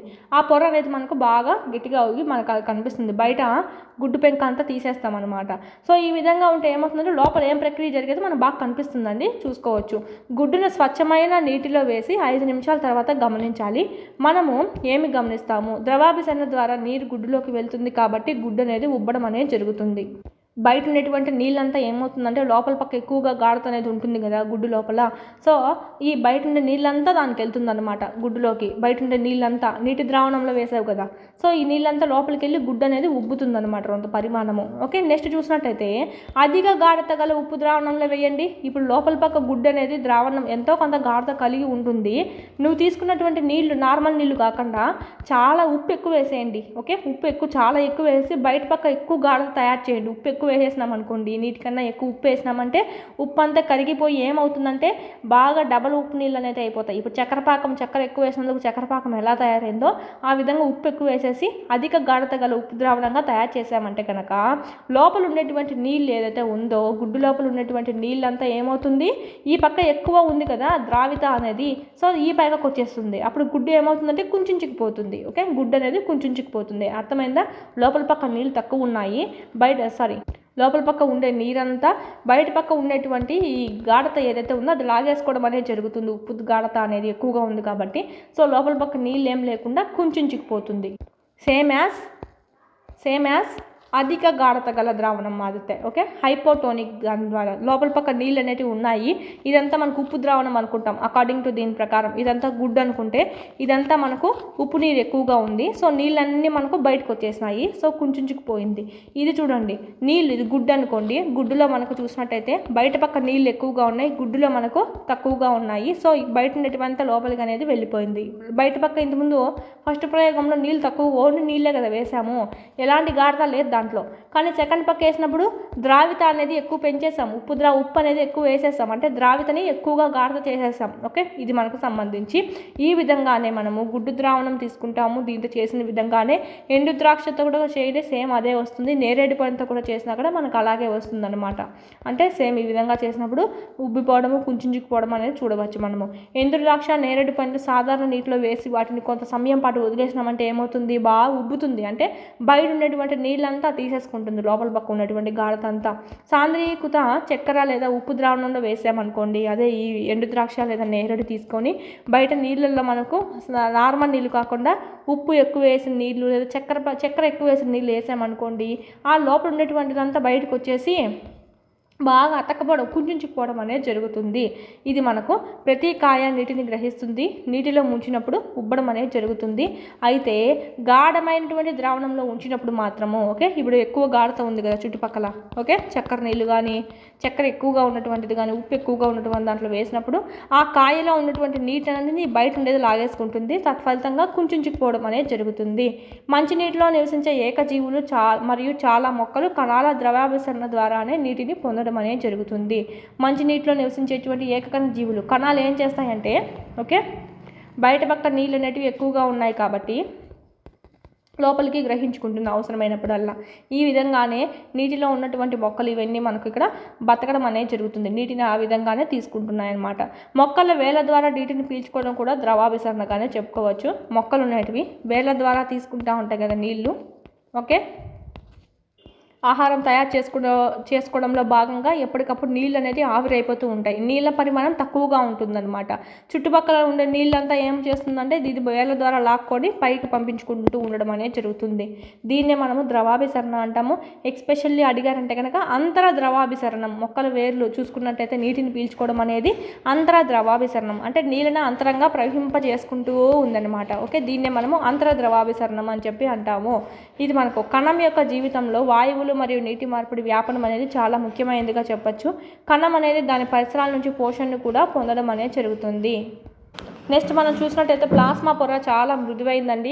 లిపిడ్స్ మరియు ప్రోటీన్లు అని పిలువబడేటువంటి సేంద్రియ అణువులతో రూపొందించబడి ఉంటుంది ప్లాస్మా పొర అనేది. ఓకే, కణత్వచం అని ఏదైతే చెప్పుకున్నామో ఇదంతా మనకి మృదువుగా ఉంటుంది. దీని చుట్టూరా మనకు లిపిడ్స్ మరియు ప్రోటీన్స్, లిపిడ్స్ అంటే ఏంటి, మన క్రొవ్వులను కూడా చెప్పుకోవచ్చు, ఇది పిలువబడేటువంటి వీటితో రూపొందించబడి ఉంటుంది. అయితే ప్లాస్మా పొర యొక్క నిర్మాణాన్ని ఎలక్ట్రాన్ సూక్ష్మదర్శిని ద్వారా మాత్రమే చూడవచ్చు, ఇంకే దాంతోనూ చూడలేము. కణత్వచానికి ఉండేటువంటి సాగే గుణం వల్ల అది కణానికి వెలుపల గల ఆహారం ఇతర పదార్థాలను చుట్టుముట్టి కణంలోకి గ్రహించడానికి సహాయపడుతుంది. ఈ కణత్వచానికి ఏముందంటే సాగే గుణం ఉందన్నమాట. ఇది కణాన్ని వెలుపల గల ఆహారాన్ని, ఓకే, వెలుపల గల ఆహారాన్ని ఏం చేస్తుంది, ఇతర పదార్థాలను బాగా చుట్టుముట్టేస్తుంది అనమాట. ఇప్పుడు అమీబా పెట్టినట్టుగా ఈ విధంగా చుట్టుముట్టేస్తుంది. చుట్టుముట్టేసి కణంలోకి గ్రహించుకోవడం అనేది జరుగుతుంది. ఈ ప్రక్రియనే మనం ఏమంటామంటే ఎండోసైటోసిస్ అంటాం. అమీబాలో ఈ విధంగా చూడవచ్చు. అమీబా ఏం చేస్తుంది, తన మిథ్యా పాదాల ద్వారా, సపోజ్ ఇక్కడ ఆహారం ఉందనుకోండి, చిన్నగా ఈ మిథ్యా పాదాలు జరుపుతుందన్నమాట. జరిపి ఏం చేస్తుంది, మొత్తానికి క్లోజ్ చేస్తుంది అనమాట. క్లోజ్ చేసి తర్వాత దీని లోపల తీసేసుకుంటుంది రిక్తికల ద్వారా. ఓకే, దీన్నే మనం ఏమంటామంటే ఎండోసైటోసిస్ అంటాం. ఇంగ్లీష్లో కూడా మనకి ఈ ప్రక్రియని సేమ్ అదేగా అంటారు. ఓకే, ఎండోసైటోసిస్ అని అంటాము. అంటే ఏమనంటే కణం అనేది కణత్వచానికి ఉండేటువంటి సాగే గుణం వల్ల ఇతర పదార్థాలను చుట్టుముట్టేసి కణంలోకి గ్రహించడము. సేమ్ ఇదే విధంగానే ఏం చేస్తుందంటే WBC కూడా చేస్తుంది మన ఒంట్లో. ఓకే, WBC కూడా సేమ్నే మనకు పాటిస్తుంది అనమాట. ఎండోసైటోసిస్నే అమీబా 1 ప్లస్ WBC అని కూడా చెప్పుకోవచ్చు. ముందు క్లాస్లో చెప్తాం. అది కూడా సేమ్ అంతే, చుట్టూరా ఉందని గ్రహించుకుంటుంది. నెక్స్ట్ CO2 మరియు నీరు వంటి పదార్థాలు కణం లోపలికి వెలుపలికి ఎలా చెల్లిస్తాయో మనం ఇక్కడ చూసుకున్నాం. సపోజ్ ఎంత వ్యాపనం ద్వారా మరియు ద్రవాభిసరణ ద్వారా. ప్లాస్మా ప్లాస్మా పొరను వర్ణాత్మక పారదమ్య త్వచం అని ఎందుకు అంటాము అంటే ఏది లోపలికి పంపించాలి ఏది లోనికి పంపించకూడదు ఓకే అనేది దానికి తెలుసు. విచక్షణ త్వచం అంటాము, అందుకే దాన్ని విచక్షణ స్తరం అంటాము. అలాగే విచక్షణ కలిగి ఉంది కాబట్టి దాన్ని విచక్షణ స్తరం అంటాము, లేదా వర్ణాత్మక పారగమ్య త్వచం అని కూడా అంటాము ఇందువల్ల. ఓకే, నెక్స్ట్ కణ కవచం అండి. కణ కవచము దీన్నే మనం ఏమంటామంటే సెల్ వాల్ అంటాం. సెల్ మెంబ్రేన్ అంటే ఏంటి? కణ త్వచము, కణ కవచము ఇది. ఓకే కణ కవచం అంటే ఏంటంటే సెల్ వాల్, ఇదైతే మనకు సెల్ మెంబ్రేన్. ఇది కణ కవచం అనేది ఓన్లీ వృక్ష కణాల్లోనే ఉంటుంది, మన మానవుల్లోనూ ఉండదు. ఓకే, ప్లాస్మా పొరతో పాటు కణ కవచం అనే పిలువబడే మరొక దృఢమైన బాహ్య కవచాన్ని మనం చూడవచ్చు. ఇది ఓన్లీ మొక్క కణాలు మాత్రమే కలిగి ఉంటాయండి, జంతు కణాలు కూడా కలిగి ఉండవు. ప్లాస్మా పొర వెలుపల అనేది ఉంటుంది, అంటే కణ త్వచం ఇది అనుకోండి, దీని వెలుపల పక్క ఉంటుందన్నమాట. ఇదే కణ కవచము, ఏది బయట పక్కది. ఇదైతే మనకు కణ త్వచము, ఇది ఓకే, ఈ పొర అనేది కణ త్వచము. ఇదైతే కణ కవచము only in trees or plants. మొక్క కణ కవచం ప్రధానంగా సెల్యులోస్తో నిర్మితమై ఉంటుంది. కణ కవచం అనేది దేంతో నిర్మితమై ఉంటుంది? సెల్యులోస్తో నిర్మితమై ఉంటుంది. సెల్యులోస్ అనేది ఒక సంశ్లిష్ట పదార్థము, మొక్కలకు దృఢమైన నిర్మాణాన్ని అందించడానికి ఇది హెల్ప్ అవుతుంది అనమాట. కణ కవచం అనేది చూసినట్టయితే మనకు దృఢత్వాన్ని ఇస్తుంది, అందుకే మొక్కలకి ఇది. ఎందుకంటే సపోజ్ ఇక్కడ మానవులు మాత్రమే కాకుండా ఇవి మనకు కదలలేవు కదా పాపము. సో అందుకని ఏమవుతుంది, కణ త్వచం చుట్టూ కణ కవచం అనేది ఏర్పరచుకుంటుంది. బయట నుంచి వచ్చేటువంటి వాతావరణ పరిస్థితులు ఏమైనా ఉన్నప్పటికీ, వర్షం ఎక్కువగా రావడము, ఎండ ఎక్కువగా తగలడము, బయట నుంచి ఎన్నో జీవరాశులు వస్తాయి కదా, సో వాటిని తప్పించుకోవడానికి, వాటి నుంచి వచ్చేటువంటి వాతావరణ పరిస్థితులు తప్పించుకోవడానికి ఈ కణ కవచం అనేది యూజ్ అవుతుంది అన్నమాట మొక్కలకి. సజీవ మొక్క కణం ద్రవాభిసరణ ద్వారా నీటిని కోల్పోయినప్పుడు కణ కవచానికి దూరంగా కణంలోని పదార్థాలు కుంచుకుపోతాయి. ఇది కణ కవచం అనుకోండి. ఓకే, కణ కవచం అలాగే ఉంటుంది, కణం లోపలికి ఇది కుంచుకుపోవడం అనేది జరుగుతుంది అనమాట. ఇది లోపలికి మనకు ద్రవాభిసరణ లోపలి నుంచి బయటికి అంతా వచ్చేసినప్పుడు కుంచుకుపోతుంది కదా, అలాంటప్పుడు ఓకే, లేదా సంకోచం చెందుతాయి. ఈ దృగ్విషయాన్నే మనం ఏమంటామంటే కణ ద్రవ్య సంకోచము. ఒకవేళ ఆ నీళ్ళు కనుక ఎక్కువ వెళ్ళిపోయినాయి అనుకోండి, లోపలికి ఎక్కువగా వెళ్ళాయి అనుకోండి, కణం బాగా ఉబ్బుతుంది పైన చెప్పుకున్న ప్రక్రియల ద్వారా. అలా ఉబ్బినప్పుడు ఏం చేస్తుందంటే ఈ కణ కవచం అనేది దీన్ని మరీ ఎక్కువగా ఉబ్బి పగిలిపోనీయకుండా, ఇది ఉబ్బినప్పుడు ఇది బయట నుంచి ప్రెషర్ అనేది కలగజేస్తుంది రివర్స్గా. ఓకే, ఇది ఇలా ప్రెస్ చేస్తుంది, ఇదేమో ఇలా ఉబ్బినప్పుడు ఇలా వస్తుంది కదా ప్రెషర్ అనేది. సో ఈ కణ కవచం ఏం చేస్తుంది, దీన్ని ఎక్కువగా ఉబ్బనీయకుండా ఈ ప్రెషర్ ఇట్లా పెడుతుంది అనమాట. రెండింటికి ప్రెషర్ ఆపుకుంటూ ఉంటాయి అనమాట. సో దానికి కూడా ఈ కణ కవచం యూజ్ అవుతుంది మొక్కల్లో. ఇది మనకు చూసినట్టయితే దీనికోసం అనేది చెప్పారు. కణ కవచానికి దూరంగా కణంలోని పదార్థాలు కుంచుకుపోవడం లేదా సంకోచం చెందుతాయి. ఈ దృగ్విషయాన్ని మనం ఏమంటామంటే కణ ద్రవ్య సంకోచం అని చెప్తాము. అంటే కణ ద్రవ్య సంకోచం అంటే కణద్రవ్యం అనేది ఓకే లోపల పక్క కణద్రవ్యం అనేది లోపలికి సంకోచం చెందడం. అంటే ఇంతవరకు లోపల నీళ్ళన్నీ బయటికి పంపించేసి ఓన్లీ లోపల పక్క ఉంటుందన్నమాట ఇది. ఓకే, ఓన్లీ చుక్కలు రావాలి మీకు కనిపించడానికని వేస్తున్నాను. ఓకే, ఇదంతా మనకి ఈ సైడ్ అంతా ఏముండదు, ఖాళీగా ఉంటుంది. కణద్రవ్యం అంతా మనకి కొంచెం లోపలికి సంకోచించుకొని పోయి ఉంటుంది. ఇది కణ కవచం, ఇది కణ త్వచము, ఇదైతే కేంద్రకము, ఇదంతా మనకు కుంచుకుపోయింది అనమాట. ఇది మనకు దీన్ని ఏమంటామంటే కణద్రవ్య సంకోచము. కణద్రవ్యం అంటే లోపలికి కుంచుకుపోయింది కదా, సో అందుకే మనం కణద్రవ్య సంకోచం అన్నాము. ఇంగ్లీష్లో చూసినట్టయితే ప్లాస్మోలైసిస్ అని చెప్పి అంటామన్నమాట. నెక్స్ట్ ఈ క్రింది కృత్యం ద్వారా ఈ దృగ్విషయాన్ని మనం గమనిద్దామని ఇచ్చారు. రియో పత్రం తీసుకోమన్నారు, రియో పత్రం యొక్క పై పొరను తీసుకోమన్నారు. పత్రహరితం అనేటువంటి ఆకుపచ్చ పదార్థం అనేది ఉంటుంది వాటిలో. గాజు స్లైడ్ పై వేసినటువంటి ఆకు పొరపై అధిక గాఢత గల చక్కెర లేదా ఉప్పు ద్రావణాన్ని వేయాలంట. ఓకే, ఆకు పొర ఏదైతే ఉందో దాన్ని వేస్తామన్నమాట. అధిక ద్రావితం లేదా అధికంగా ఉప్పు లేదా చక్కెర కలిగి ఉన్నటువంటి ఆ నీళ్ళని వేయాలన్నమాట. చక్కెర పాకం లాగా ఉప్పు పాకం చక్కెర పాకం మాత్రం అది అనేది వేయాలంట. రియో పత్రాలను వేడి నీటితో కొన్ని నిమిషాలు, ఇప్పుడు మనకి ఏమవుతుందంటే ఇదొక ప్రయోగము. నెక్స్ట్ ఇంకో ప్రయోగం ఏంటంటే రియో పత్రాలను వేడి నీటిలో కొన్ని నిమిషాలు ఉంచాలంట. అప్పుడు ఏమవుతుందంటే కణాలు అనేటివి చచ్చిపోతాయండి. చచ్చిపోయినప్పుడు ఏమవుతుందంటే మళ్ళా సేమ్ ప్రాసెస్ చేస్తారనమాట. పత్రం పైన అధిక గాఢత గల చక్కెర ద్రావణాన్ని వేస్తారు. ఈసారి ఏమవుతుందంటే కణద్రవ్య సంకోచం జరగదు. ఇదైతే మనకు కణద్రవ్య సంకోచం జరుగుతుంది, ఎందుకంటే ఇక్కడ ప్రాణం ఉంది వాటికి, ఇక్కడ ప్రాణం లేదు. ఓకే, గమనించారా? ఇక్కడ చంపిన తర్వాత వేశారు. సో కణద్రవ్య త్వచం ఏమైంది సంకోచం చెందలేదు. ఇక్కడేమో సంకోచం చెందింది. దీన్ని బట్టి ఏమర్థమైంది? ప్రాణం ఉంటేనే, సజీవ కణం అయితేనే మనకి దీనికి రెస్పాండ్ అవుతూ ఉంటుంది. నిర్జీవ కణం అయితే దీనికి రెస్పాండ్ అవ్వదు. ఎలా ఉండదు అలానే ఉంటుందన్నమాట. సో చూద్దాం, ఇది మనకు ప్రయోగం ద్వారా ఇచ్చారు. ద్రవాభిసరణ ద్వారా కేవలం నిర్జీవ కణాలు కాకుండా సజీవ కణాలు మాత్రమే నీటిని పీల్చుకోవడం అనేది కనిపిస్తుంది. ద్రవాభిసరణ ద్వారా కేవలము నిర్జీవ కణాలే కాకుండా ఇక్కడ సజీవ కణాలు మాత్రమే నీటిని పీల్చుకుంటాయంట. ఇంగ్లీష్లో చూసినట్టయితే మనకు అర్థమవుతుంది. It appears that only living cells not dead cells, only living థింగ్స్లోనే మనం ఇక్కడ చూడవచ్చు ద్రవాభిసరణ అనేది or able to observe water by osmosis. అంటే ఇక్కడ మనకు చూసినట్టయితే ఓన్లీ లివింగ్ థింగ్స్లో చూడొచ్చు, not dead cells. Okay, dead సెల్స్లో చూడలేము. ఇది ద్రవాభిసరణ ఇది అనేది మనకు. ఓకే, ద్రవాభిసరణ సంకోచం అనేది. ఓకే, ఇది మనకు ద్రవాభిసరణ సంకోచం కాదు, పేరైతే మనకు కణద్రవ్య సంకోచం అనేది, ఓన్లీ కణద్రవ్య సంకోచం అనేది ఓన్లీ లివింగ్ థింగ్స్లోనే చూడవచ్చు. ఓకే, ఇది మనకు కణకవచం వల్ల మొక్కలు, శిలీంధ్రాలు మరియు బ్యాక్టీరియా కణాలు చాలా తక్కువ గాఢత గల హైపోటోనిక్ అంటాము. బాహ్య ద్రావణం వల్ల పగిలిపోకుండా తట్టుకోవడం అనేది జరుగుతుంది. ఎందువల్ల అంటే కణం ఉబ్బుతుందండి, కణకవచం పైన ఒత్తిడి పెంచుతుంది. ఉబ్బిన కణానికి వ్యతిరేకంగా ఈ కణకవచం ఏం చేస్తుంది? సమాన ఒత్తిడిని ఇది కూడా లోనికి పంపిస్తుంది అనమాట. సో ఈ విధంగానే ఉబ్బి పగిలిపోకుండా ఉంటుందన్నమాట కణత్వచం అనేది. వాటి కవచాల కారణంగానే అటువంటి కణాలు జంతు కణాల కంటే పరిసర ద్రావణాల్లో వచ్చే ఎక్కువ మార్పులను తట్టుకోగలవు. అందుకే ఇవి ఓన్లీ మొక్క కణాలకే ఉంటాయి, జంతు కణాలకి మన మానవులకి ఉండవండి కణకవచం అనేది.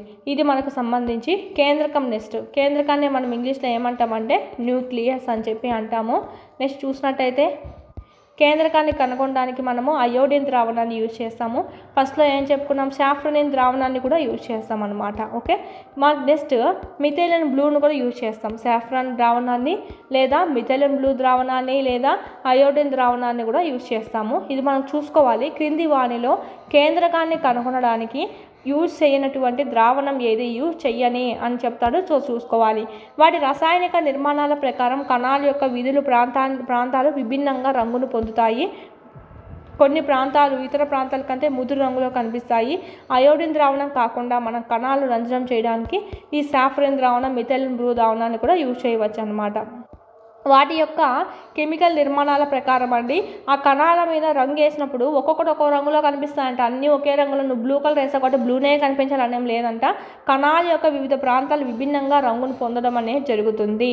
ఇది మనకు సపోజ్ కేంద్రకం ఒక రంగును కలిగి ఉంటే కణాంగాల్లో కొన్ని రంగుల్లో కలిగి ఉంటాయన్నమాట సేమ్ ద్రావణం వేసినప్పుడు. సో ఒకే రంగు రావాలని అయితే లేదు.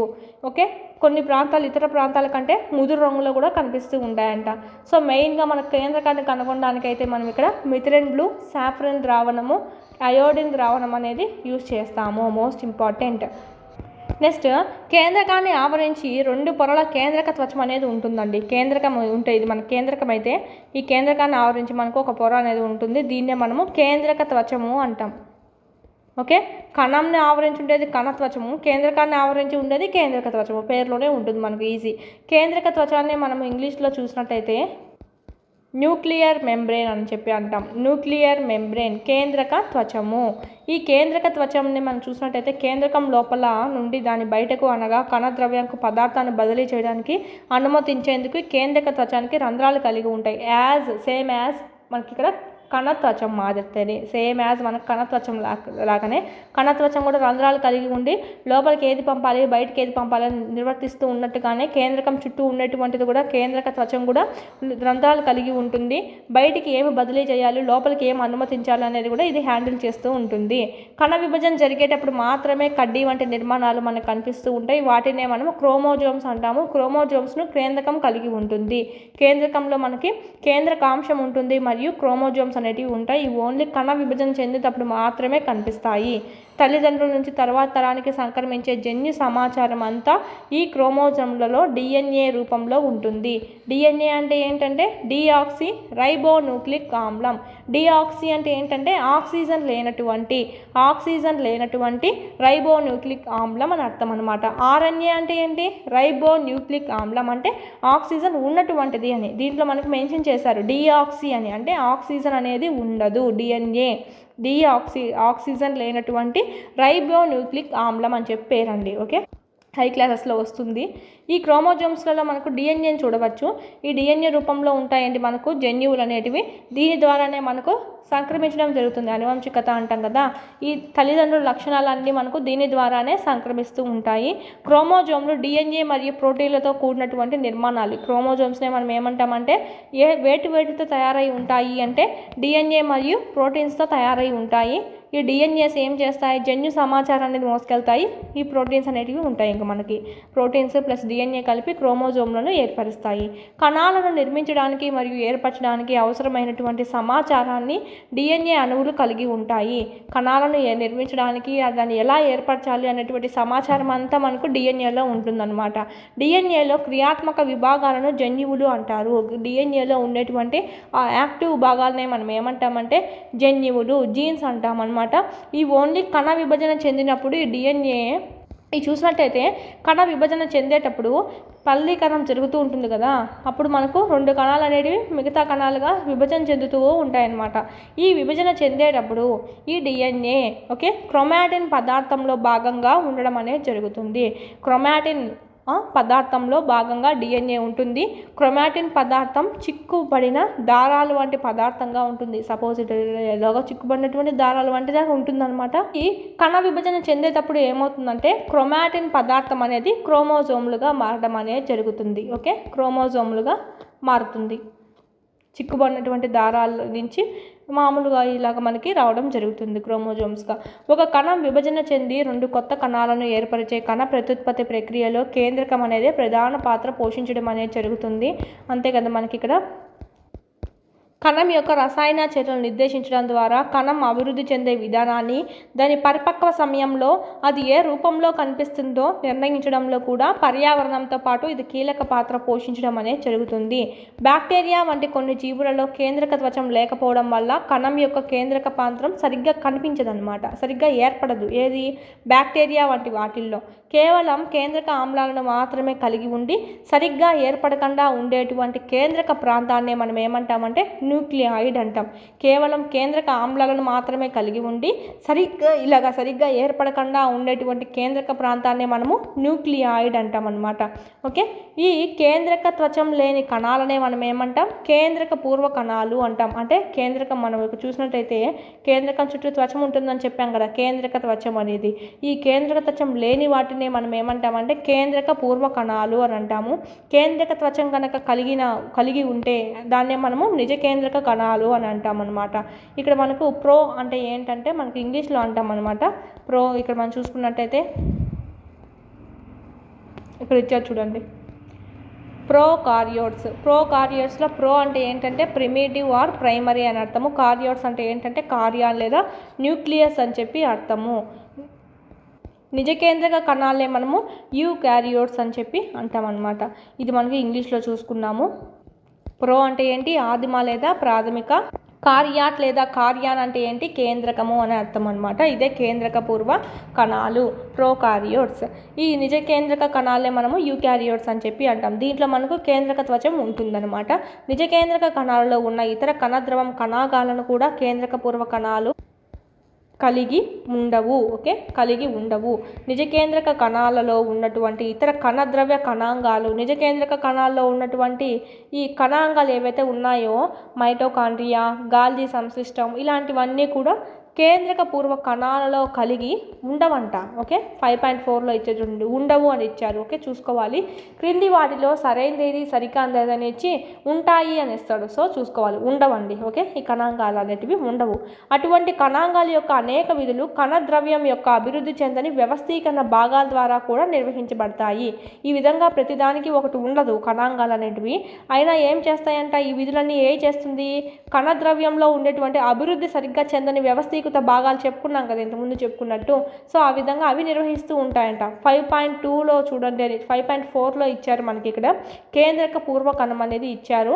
ఇది మనకు బ్యాక్టీరియా చూడండి. ఇక్కడ మనకు ఇదంతా మనకు రైబోజోమ్స్, కణత్వచము, కణ కవచము, న్యూక్లియాయిడ్. కిరణజన్య సంయోగ క్రియ జరిపే కేంద్రక పూర్వ బ్యాక్టీరియాలోని పత్రహరితం త్వచయుత కోశాలతో అంటే సంచి వంటి నిర్మాణాల సంబంధం కలిగి ఉండడం జరుగుతుంది. ఇవి నిజ కేంద్రక కణాలతో వలె ప్లాస్టిడ్లతో సంబంధం కలిగి ఉండదు. మనకు యాక్చువల్లీ చూసినట్టయితే కేంద్రక పూర్వ కణాలు అనేటివి రెండు ఉన్నాయి మనకి. ఓన్లీ బ్యాక్టీరియా మరియు నీలి ఆకుపచ్చ శైవలాలు. నీలి ఆకుపచ్చ శైవలాలు ఏం చేస్తాయి మనకు? బ్యాక్టీరియాలు ప్లస్ ఇవి మనకు నీలి ఆకుపచ్చ శైవలాలు అనేటివి కిరణజన్య సంయోగ క్రియ జరుపుతాయి అన్నమాట. దీంట్లో మనకు పత్రహరితం త్వచయుత కోశాలతో సంబంధం కలిగి ఉండడం జరుగుతుంది.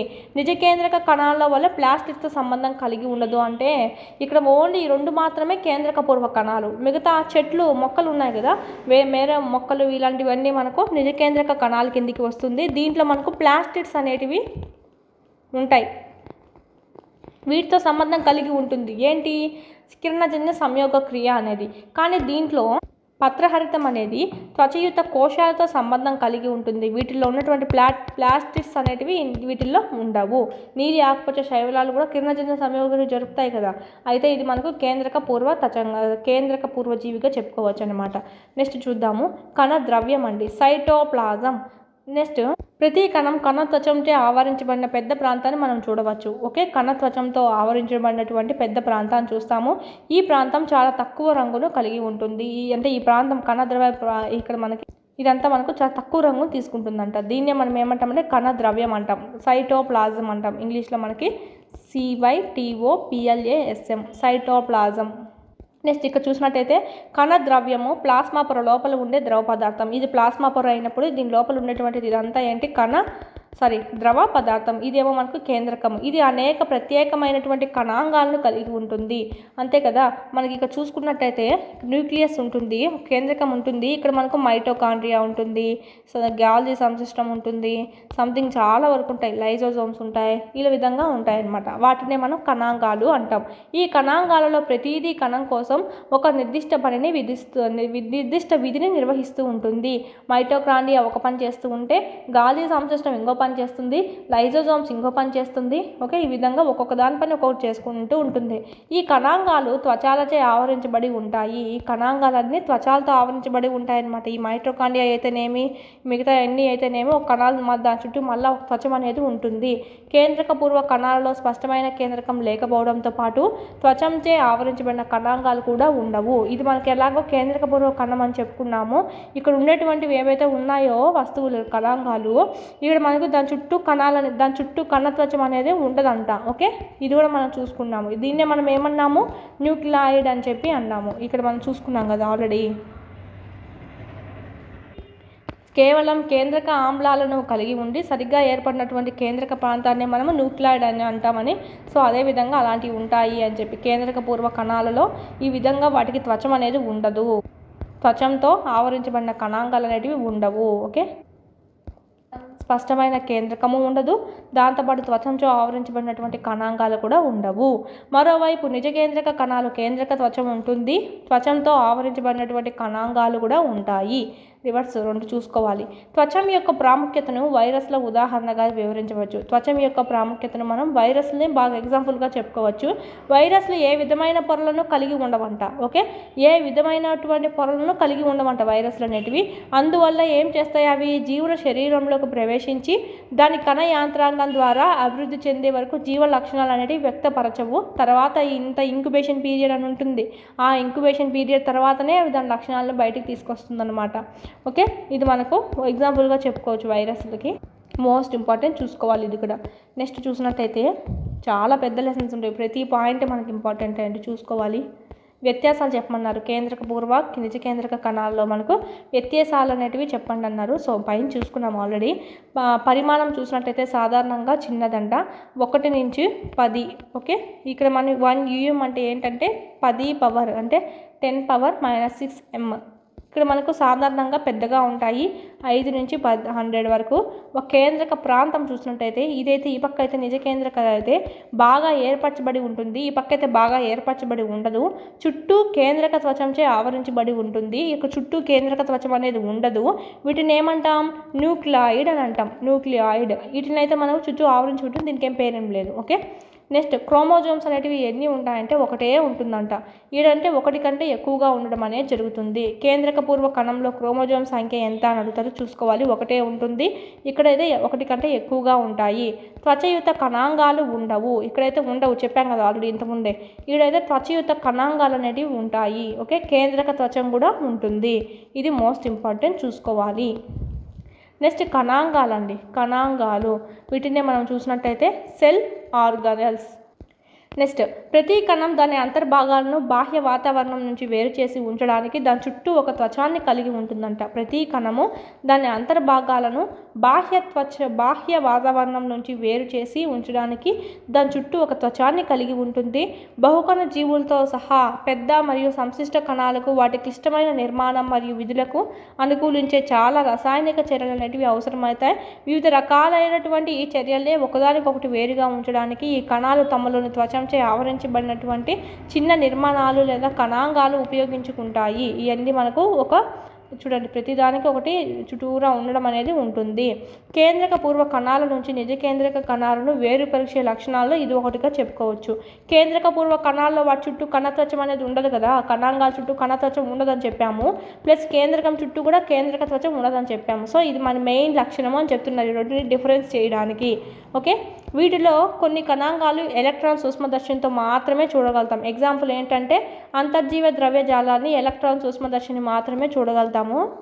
ప్లస్ ఇక్కడ ఇచ్చారు చూడండి, ప్లాస్మా పొర యొక్క నిర్మాణాన్ని కూడా ఎలక్ట్రాన్ సూక్ష్మదర్శిని ద్వారా మాత్రమే మనం గమనించవచ్చు అని. సో ఇది కూడా మనం చూసుకోవచ్చు, ప్లాస్మా పొర యొక్క నిర్మాణము. దీన్ని కూడా నెక్స్ట్ మనం చూద్దాము.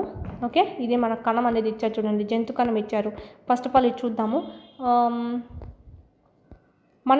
మన ముందు విభాగంలో కేంద్రకం గురించి మాట్లాడుకున్నాం కదా. ఇప్పుడు చూసినట్టయితే కణాంగాలకు సంబంధించి కొన్ని ముఖ్యమైన ఉదాహరణగా ఏం చెప్పుకుంటాం? అంతర్జీవ ద్రవ్యజాలము, గాల్జీ సంశిష్టము, లైజోజోమ్స్, మైటోకాండ్రియా మరియు ప్లాస్టిడ్స్ అనేటివి ముఖ్యమైనటివి. ఎందుకంటే అవి కణాలలో చాలా కీలకమైనటువంటి విధులను నిర్వర్తిస్తూ ఉంటుంది. సో మనం ఇక్కడ చూసుకుందాము. ఫస్ట్ వన్ అంతర్జీవ ద్రవ్యజాలాన్ని మనం చూసుకుందాము. ఇంగ్లీష్లో చూసినట్టయితే ఎండోప్లాస్మిక్ రెటికులం అని చెప్పి అంటాం, ఈఆర్. ఓకే, దీంట్లోనే మనకు 2 టైప్స్ ఉన్నాయన్నమాట, సాఫ్ట్, రఫ్. ఓకే, ఇక్కడ మనం చూసినట్టయితే RER rough endoplasmic reticulum, smooth endoplasmic reticulum, SER మరియు ఆర్ఈఆర్. రఫ్ అంటే దాని పైన ఉన్నటువంటిది ఏమవుతుందంటే చిన్న చిన్న బుడిపెలు కలిగి ఉంటుందన్నమాట. ఇవి మనకు రైబోజోమ్స్. ఇదంటే ఇక్కడ మనం చూడండి చిన్న చిన్న గతుకులు మాత్రం ఉంటుంది, అంటే రఫ్గా ఉన్నట్టే కదా రోడ్డు, నునుపుగా లేకుండా. సో అందుకే మనకు రఫ్ అని పేరు పెట్టామన్నమాట. దీని మీద ఇవి రైబోజోమ్స్ ఉంటాయి. కానీ ఎస్ఈఆర్ స్మూత్, దాని మీద ఎలాంటిది ఉండదు, సో ఈ విధంగా ఉంటుంది. అందుకే దీన్ని స్మూత్. చూడండి బాగా స్మూత్ రోడ్డు మాత్రం ఉంది. సో అందుకు మనకి ఇక్కడ డిఫరెన్స్ చూసుకోవాలి. ఓకే, ఇక్కడ అడుగుతారనమాట, రైబోజోమ్స్ అనేటివి ఏ అంతర్జీవ ద్రవ్యజాలం పైన ఉంటాయి, నునుపా లేక గరుక? మీకు ఈజీగా పెట్టేయచ్చు. ఇప్పుడు రోడ్డుతో పోల్చుకున్నట్టయితే రోడ్డు మీద ఇలాంటి రైబోజోమ్స్ ఉన్నాయి కాబట్టి రోడ్డు అనేది స్పీడ్ బ్రేకర్లు మాత్రం గుంతలు బైక్ ఉబ్బులుగా ఉంది అని చెప్పి గుర్తుపెట్టుకోండి. ఓకే, జస్ట్ హింట్ కోసం. ఇది మనకు అంతర్జీవ ద్రవ్యజాలం. ఒకసారి ఎండోప్లాస్మిక్ రెటికులంని మనం ఇక్కడ డయాగ్రామ్ చూద్దాము. ఇక్కడ మనం చూసినట్టయితే ఇక్కడ చూసినట్టయితే మనకి ఈ పక్క చూడండి, ఇక్కడ ఉన్నాయి కదా, ఈ విధంగా ఈ రైబోజోమ్స్ ఉన్నాయి. పైన చుక్కలు ఉన్నట్టు ఏంటంటే రైబోజోమ్స్. ఇదైతే గరుకు అంతర్జీవ ద్రవ్యజాలంగా చెప్పుకోవచ్చు. ఈ విధంగా ఉన్నాయి మనకి ఇక్కడ. ఓకే, ఈ విధంగా ఇక్కడ ఉండేటివి ఇవి మనకు పైన చుక్కలుగా ఉన్నాయి. అవి ఏంటివంటే రైబోజోమ్స్ కలిగి ఉంది. దీన్నే మనము గరుకు అంతర్జీవ ద్రవ్యజాలంగా మనం ఇక్కడ చూసుకుంటాము. ఈ సంచులు మాత్రం ఉంది కదా, ఇవంతా మనకి ఏమవుతాయంటే గాల్జీ సంశిష్టం అనేది అవుతుంది. జస్ట్ చూసుకోండి ప్రస్తుతానికి. నెక్స్ట్ ఇవన్నీ రౌండ్లుగా ఉన్నాయి కదా, ఇవన్నీ మనకు లైజోజోమ్స్ అనేటివి అవుతాయి.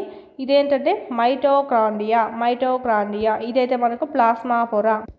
ఇదైతే మనకు సెంట్రియోల్స్. లైజోజోమ్స్, రైబోజోమ్స్ చూసుకున్నాం, మైటోకాండ్రియా చూసుకున్నాం, గరుకు అంతర్జీవ ద్రవ్యజాలము. ఇదంతా ఉన్నటువంటి ఈ ద్రవ్యాన్ని కణ ద్రవ్యం అంటాము. ఈ మధ్యలో ఉన్నదాన్ని మన కేంద్రకం అంటాము. ఈ చుట్టూరు ఉన్నటువంటి పొరనే కేంద్రక త్వచం అంటాము. ఓకే, ఇదైతే మనకు నునుపు అంతర్జీవ ద్రవ్యజాలము. ఇది మన కేంద్రక త్వచం చూసుకున్నాము.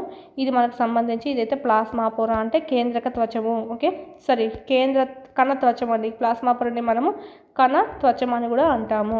ఇది మనకు జంతు కణం కదా, అందుకే మనకి ఇక్కడ ఏం కణ కవచం ఇవ్వలేదు. ఓన్లీ మనకు ప్లాస్మా పొర కణ త్వచం మాత్రమే ఉంటుంది. ఒకవేళ జంతు కణం అయితే, జంతు కణం కాకుండా వృషి కణం అయితే అప్పుడు ఇంకొక పొర అనేది ఉంటుందన్నమాట. ఇది జంతు కణం కాబట్టి ఇక్కడ మనకు కణ కవచం అనేది ఉండదు. ఇది మనకు నునుపు అంతర్జీవ గరుకు అంతర్జీవం యొక్క అంతర్జీవ ద్రవ్యజాలం యొక్క పిక్చర్ చూసుకున్నాం. ఇప్పుడు చూద్దాం విధి ఏంటో. అంతర్జీవ ద్రవ్యజాలం అనేది త్వచంచే ఆవరించబడినటువంటి నాళాలు లేదా పొరలతో కూడినటువంటి పెద్ద వల వంటి నిర్మాణాలంట. త్వచంతో ఆవరించబడినటువంటి నాళాల్లాగా ఉంది కదా, సో ఈ విధంగా ఓకే, పొరలతో కూడినటువంటి పెద్ద వల వంటి నిర్మాణాన్ని కలిగి ఉంటుంది. ఇది పొడవైన గొట్టాలు లేదా గుండ్రటి లేదా దీర్ఘ చతురస్ర సంచుల్లాగా కోశాలలాగా కనిపిస్తుందంట.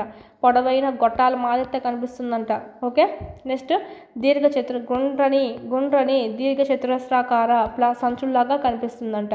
ఈఆర్ త్వచం ఓకే, ఈ ఎండోప్లాస్మిక్ రెటికులం అనేది నిర్మాణంలో ప్లాస్మా పొరను పోలి ఉండడం అనేది జరుగుతుంది.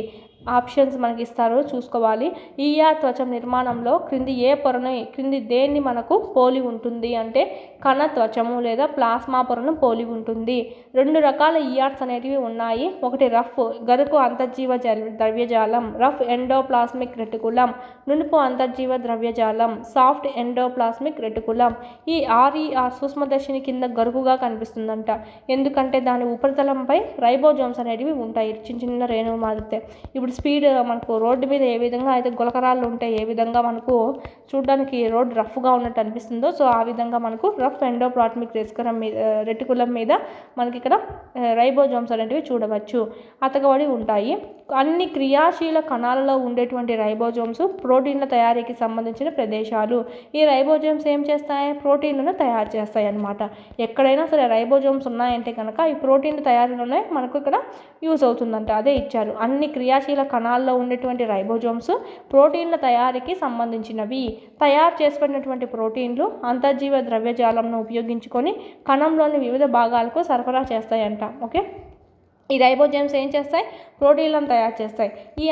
ఈ అంతర్జీవ ద్రవ్యజాలాన్ని ఉపయోగించుకొని మిగతా వాటికి సరఫరా చేయడం అనేది జరుగుతుంది. వీటిలో నెక్స్ట్ కణం పనిచేయడానికి అవసరమైన కొవ్వు అణువులు లేదా లిపిడ్స్ తయారీలో ఈ సాఫ్ట్ రెటికులం అనేది మనకు సాఫ్ట్ ఎండోప్లాస్మిక్ రెటికులం అనేది సహాయపడుతుంది. ఈ రఫ్ ఎండోప్లాస్మిక్ రెటికులం అయితే ఎందుకు యూస్ అవుతాయి? దానిపైన ఉన్నటువంటి రైబోజోమ్స్ ఓకే, రైబోజోమ్స్ 6 యూజ్ అవుతుంది. ఈ రైబోజోమ్స్ ఎందుకు యూజ్ అవుతాయంటే ప్రోటీన్స్ని మనకు తయారు చేయడానికి. అదే ఈ ఎస్ఈఆర్ సాఫ్ట్ ఎండోప్లాస్మిక్ రెటికులం అయితే మనకు లిపిడ్స్ లేదా కొవ్వులు, వీటిలో మనం కొవ్వులు అంటాం, కొవ్వులు లేదా లిపిడ్స్ని తయారు చేయడానికి సహాయపడడం అనేది జరుగుతుంది. కణం పని చేయడానికి అవసరమైన కొవ్వులు మరియు లిపిడ్స్ తయారీలో ఈ ఎస్ఈఆర్ ఉపయోగపడుతుంది. వీటిలో కొన్ని ప్రోటీన్లు మరియు లిపిడ్స్ కణ త్వచాన్ని నిర్మించడంలో సహాయపడడం అనేది జరుగుతుంది. ఈ ప్రక్రియనే మనము త్వచ జీవోత్పత్తి అంటాం. మోస్ట్ ఇంపార్టెంట్ న్యూగా వచ్చినటువంటి టాపిక్. ఈ విధానాన్నే మనం ఏమంటామంటే త్వచ జీవోత్పత్తి కదా. So membrane biogenesis okay, membrane biogenesis most important. దేన్ని అంటాము త్వచ జీవోత్పత్తి అని చెప్పి అంటే వీటితో ఉన్నటువంటి కొన్ని మనకు ఉన్నాయి కదా, ఆ ప్రోటీన్లు కొన్ని లిపిడ్లు అనేటివి కణ త్వచాన్ని నిర్మించడంలో సహాయపడతాయంట. ఈ ప్లాస్మా పొర నిర్మించడంలో సహాయపడతాయి. ఓకే, ఇది మన కేంద్రకం ఉంటే, సో దీన్నే మనం ఏమంటామంటే త్వచ జీవోత్పత్తి అని చెప్పి అంటాం. ఈ ప్రక్రియనే అంటే కొన్ని ప్రోటీన్లు లిపిడ్లు కలిసి కణ త్వచాన్ని నిర్మించడాన్ని ఏమంటామంటే త్వచ జీవోత్పత్తి అంటాం. కొన్ని ఇతర ప్రోటీన్లు లిపిడ్లు ఎంజైమ్స్ మరియు హార్మోన్లుగా కూడా పనిచేస్తాయంట. కొన్ని ఏమో ఇలాగా కణ త్వచాన్ని నిర్మించడానికి హెల్ప్ చేస్తూ ఉంటే, కొన్ని అయితే ఏం చేస్తాయి ఎంజైమ్స్ మరియు హార్మోన్లను వాటిగా కూడా పనిచేస్తాయంట. ఎంజైమ్స్ మరియు హార్మోన్లుగా వివిధ కణాలలో ఈఆర్ కనిపించే తీరులో చాలా తేడా ఉన్నప్పటికీ ఓకే, ఎండోప్లాస్మిక్ రెటికులం అనేది కణంలలో కనిపించే తీరులో వేరేగా ఉన్నప్పటికీ తేడా ఉన్నప్పటికీ ఎల్లప్పుడూ జీవ కణజాల వ్యవస్థను ఏర్పరుస్తూనే ఉంటుంది. ఏర్పరుస్తూ ఉంటుంది ఎండోప్లాస్మిక్ రెటికులం అనేది చూసినట్టయితే మోస్ట్ ఇంపార్టెంట్. ఇది త్వచ జీవోత్పత్తికి యూజ్ అవుతుంది, ప్లస్ జీవ కణజాల వ్యవస్థను ఏర్పరచడానికి యూజ్ అవుతుంది. ఈ రఫ్ ఏదైతే ఉందో రైబోజోమ్స్ ప్రోటీన్ తయారు చేయడానికి యూజ్ అవుతుంది. ఎస్ఈఆర్ సాఫ్ట్ ఏదైతే ఉందో అది లిపిడ్స్ క్రొవ్వులు తయారు చేయడానికి ఏర్పడుతుంది.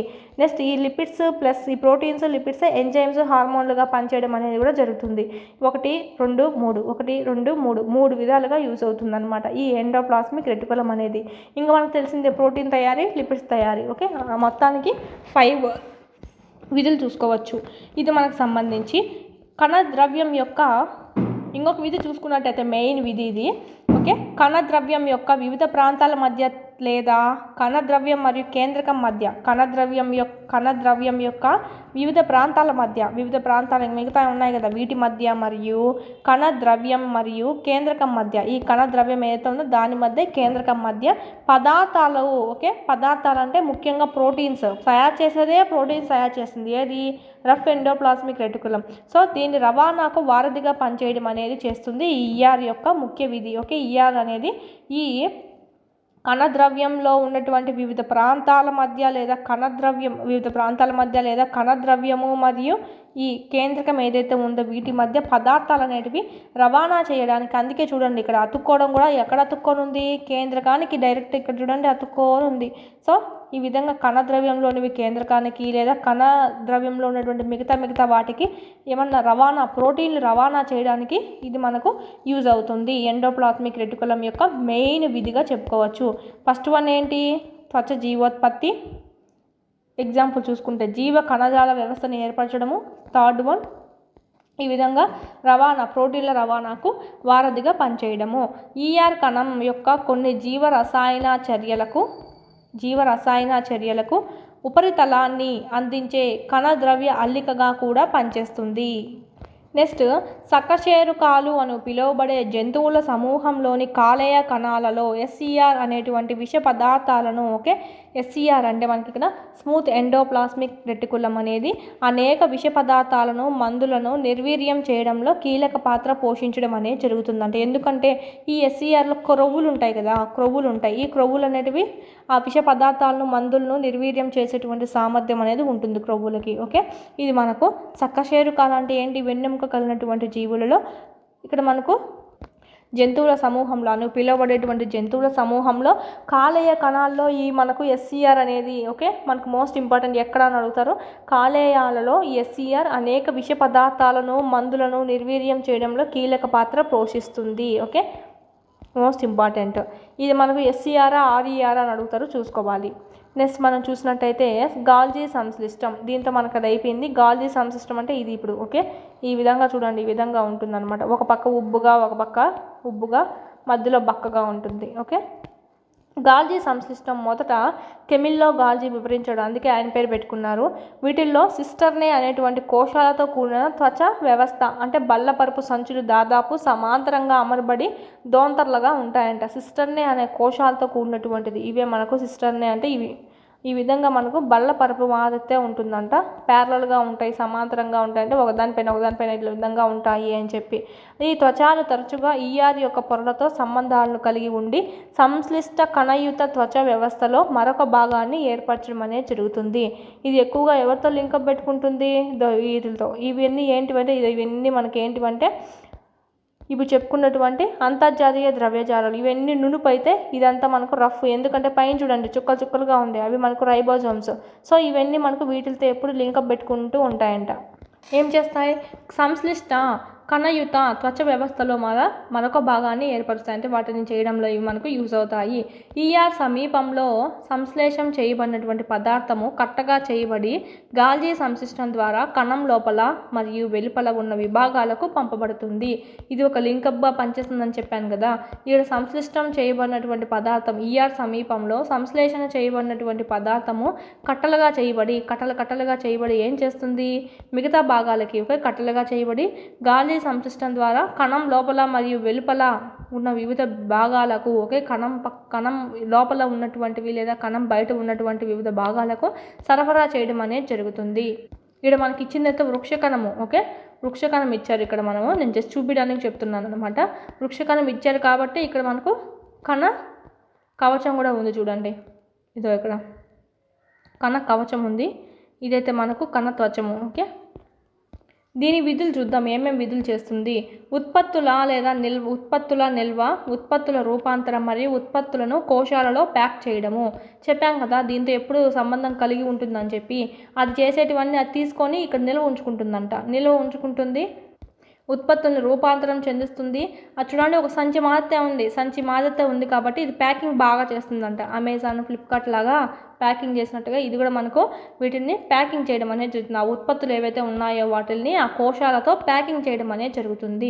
ఈ విధులు కలిగి ఉన్నది ఏది కింది వాటిని ఇస్తారనమాట. ఉత్పత్తుల నిల్వ, ఉత్పత్తుల రూపాంతరం మరియు ఉత్పత్తులను కోశాలతో ప్యాక్ చేయడం అనేటువంటి విధిని నిర్వహించేటువంటి కణాంగం ఏది అని అడుగుతారు, చూసుకోవాలి. గాల్జీ సిస్టమ్. ఓకే, ఈ విధంగా మన సంచులు మాత్రమే ఉంటుంది కాబట్టి అదే అని గుర్తుపెట్టుకోండి. సంచుల్లోనే కదా మనం ఏమైనా పెట్టి ప్యాక్ చేస్తాము. సో ఆ విధంగా మీకు గుర్తుకి. కొన్ని సందర్భాల్లో గాల్జీ సంసిస్టంలోని సరళమైన చక్కెరల నుంచి సంశిష్ట చక్కెరగా తయారు చేయవచ్చు. గాల్జీ సంసిస్టంలోని మనకి ఇక్కడ సరళంగా ఉండే చక్కెరని సంశిష్టంగా తయారు చేయవచ్చు అంట. గాల్జీ పరికరం నుంచి లైజోజోమ్స్ కూడా ఏర్పడతాయి. వీటి నుంచే ఈ పక్కన ఉన్నటువంటి లైజోజోమ్స్ ఏవైతే ఉన్నాయో ఇవి. ఓకే, అందుకే దాని చుట్టుపక్కల ఉన్నాయి చూడండి, అందుకే దాని చుట్టుపక్కలనే ఉన్నాయని చెప్పి గుర్తుపెట్టుకోండి. ఇక్కడ మనకు ఈ సంచుల నుంచే ఈ చిన్న సంచులు ఏర్పడతాయి అన్నమాట. వీటిని మనం సంచులే కదా అన్నాము. సో ఈ పెద్ద సంచుల నుంచి చిన్న సంచులు ఏర్పడ్డాయని చెప్పి గుర్తుపెట్టుకోండి. దీన్నే మనం ఏమంటామంటే స్వయం విచిత్ర సంచులను కూడా అంటాం, లైజోజోమ్స్ని. ఓకే, మనం ముందు చూసుకుంటాము. ఇది మనకు కెమెల్లో గాల్జీ 1843లో బ్రెస్సియా సమీపంలోని కోర్టెన్లో జన్మించడం అనేది జరిగింది. అతను పావియా విశ్వవిద్యాలయంలో వైద్య విద్యను అభ్యసించాడు. 1865లో పట్టభద్రుడయ్యాడు. అతను పావియాలో సెయింట్ మాటియా ఆసుపత్రిలో పనిచేయడం అనేది కొనసాగించడం జరిగింది. ఆ సమయంలో అతని పరిశోధనలు చాలా వరకు నాడీ వ్యవస్థకు సంబంధించినవి అంట. 1872లో అతను అబియా టెగ్రాసోలోని దీర్ఘకాలిక అనారోగ్యం కోసం ఏర్పడినటువంటి ఆసుపత్రిలో మనకి ఇక్కడ ఈయన చీఫ్ మెడికల్ ఆఫీసర్గా పదవి అంగీకరించడం జరిగింది. ఎక్కడ? అబియా టెగ్రాసోలోని. ఓకే, అబియా టెగ్రాసోలో. ఓకే, 1872. అతని మొదట ఈ ఆసుపత్రిలో ఒక చిన్న వంటగదిలో నాడీ వ్యవస్థ పైన పరిశోధన అనేవి చేశాడు. అతను ప్రయోగశాలగా మార్చడం అనేది జరిగింది దాన్ని. ఏది ఏమైనప్పటికీ గాల్జీ నిర్వహించినటువంటి అత్యంత ప్రాముఖ్యత కలిగినటువంటి పని స్వతంత్ర నాడీ మరియు నాడీ కణ నిర్మాణాలను రంజనం చేసి విప్లవాత్మక పద్ధతిని ఈయన కనుగొన్నాడు. దీన్నే మనము బ్లాక్ రియాక్షన్ అంటాం. నాడీ మరియు నాడీ కణ నిర్మాణాలకు రంగు వేయడం అండి. రంజనం అంటే రంగు వేయడము. దీన్నే మనము బ్లాక్ రియాక్షన్ అంటాం. గుర్తుపెట్టుకోండి, బ్లాక్ అంటే రంగే కదా. సో రంగు వేసాడు అని చెప్పి ఏటికి? నాడీ కణ నిర్మాణాలకి.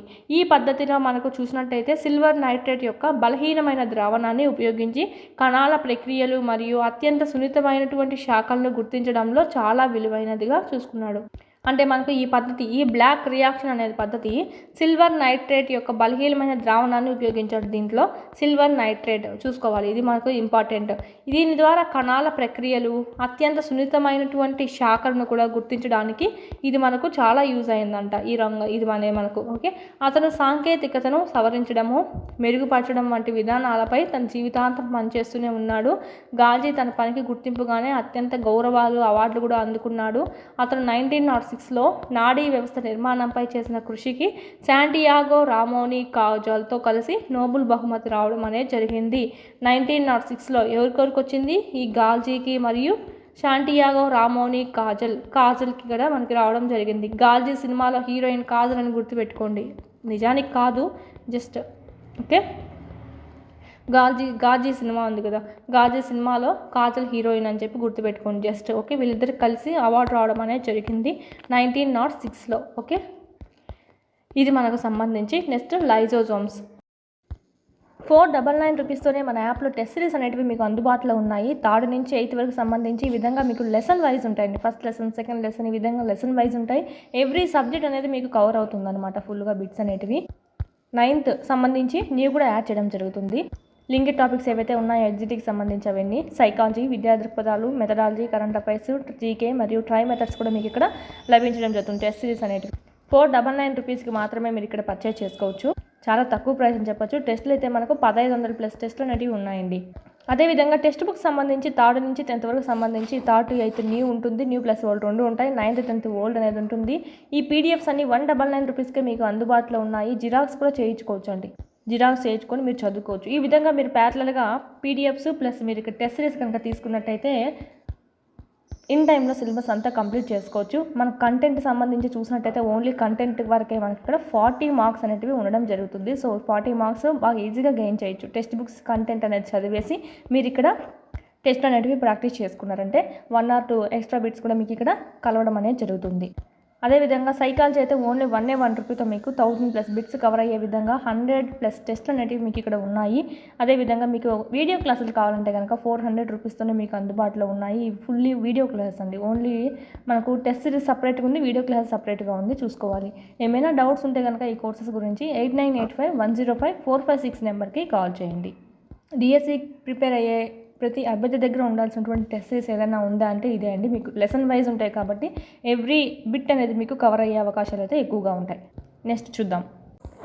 నెక్స్ట్ చూసినట్టయితే లైజోజోమ్స్ చూసినట్టయితే నిర్మాణాత్మకంగా లైజోజోమ్లు జీర్ణ ఎంజైమ్లతో నిన్నటువంటి త్వచం చేత ఆవరించబడినటువంటి కోశాలుగా చెప్పచ్చు. అంటే మనకి ఇక్కడ జీర్ణ ఎంజైమ్స్ అనేటివి ఉంటాయండి. ఈ ఎంజైమ్స్ RER అంటే ఏంటంటే రఫ్ ఎండోప్లాస్మిక్ రెటికులం చేత తయారు చేయబడ్డాయి. ఏవి ఎంజైమ్స్ లైజోజోమ్స్లో ఉన్నటువంటి జీర్ణ ఎంజైమ్స్ అనేటివి క్రింది వేటి చేత తయారు చేయబడినటివి అంటే మనకి ఇక్కడ RER rough endoplasmic reticulum. Lysosomes ఒక రకంగా కణ వ్యర్థాలను విసర్జించేటువంటి వ్యవస్థగా చెప్పుకోవచ్చు. ఇది బయటి పదార్థాలని అలాగే పాతబడిపోయినటువంటి కణాంగాలను జీర్ణం చేయడం ద్వారా కణాన్ని శుభ్రం చేస్తుందండి. శుభ్రం చేయడంలో మనకు ఇక్కడ హెల్ప్ అవ్వడం అనేది జరుగుతుంది.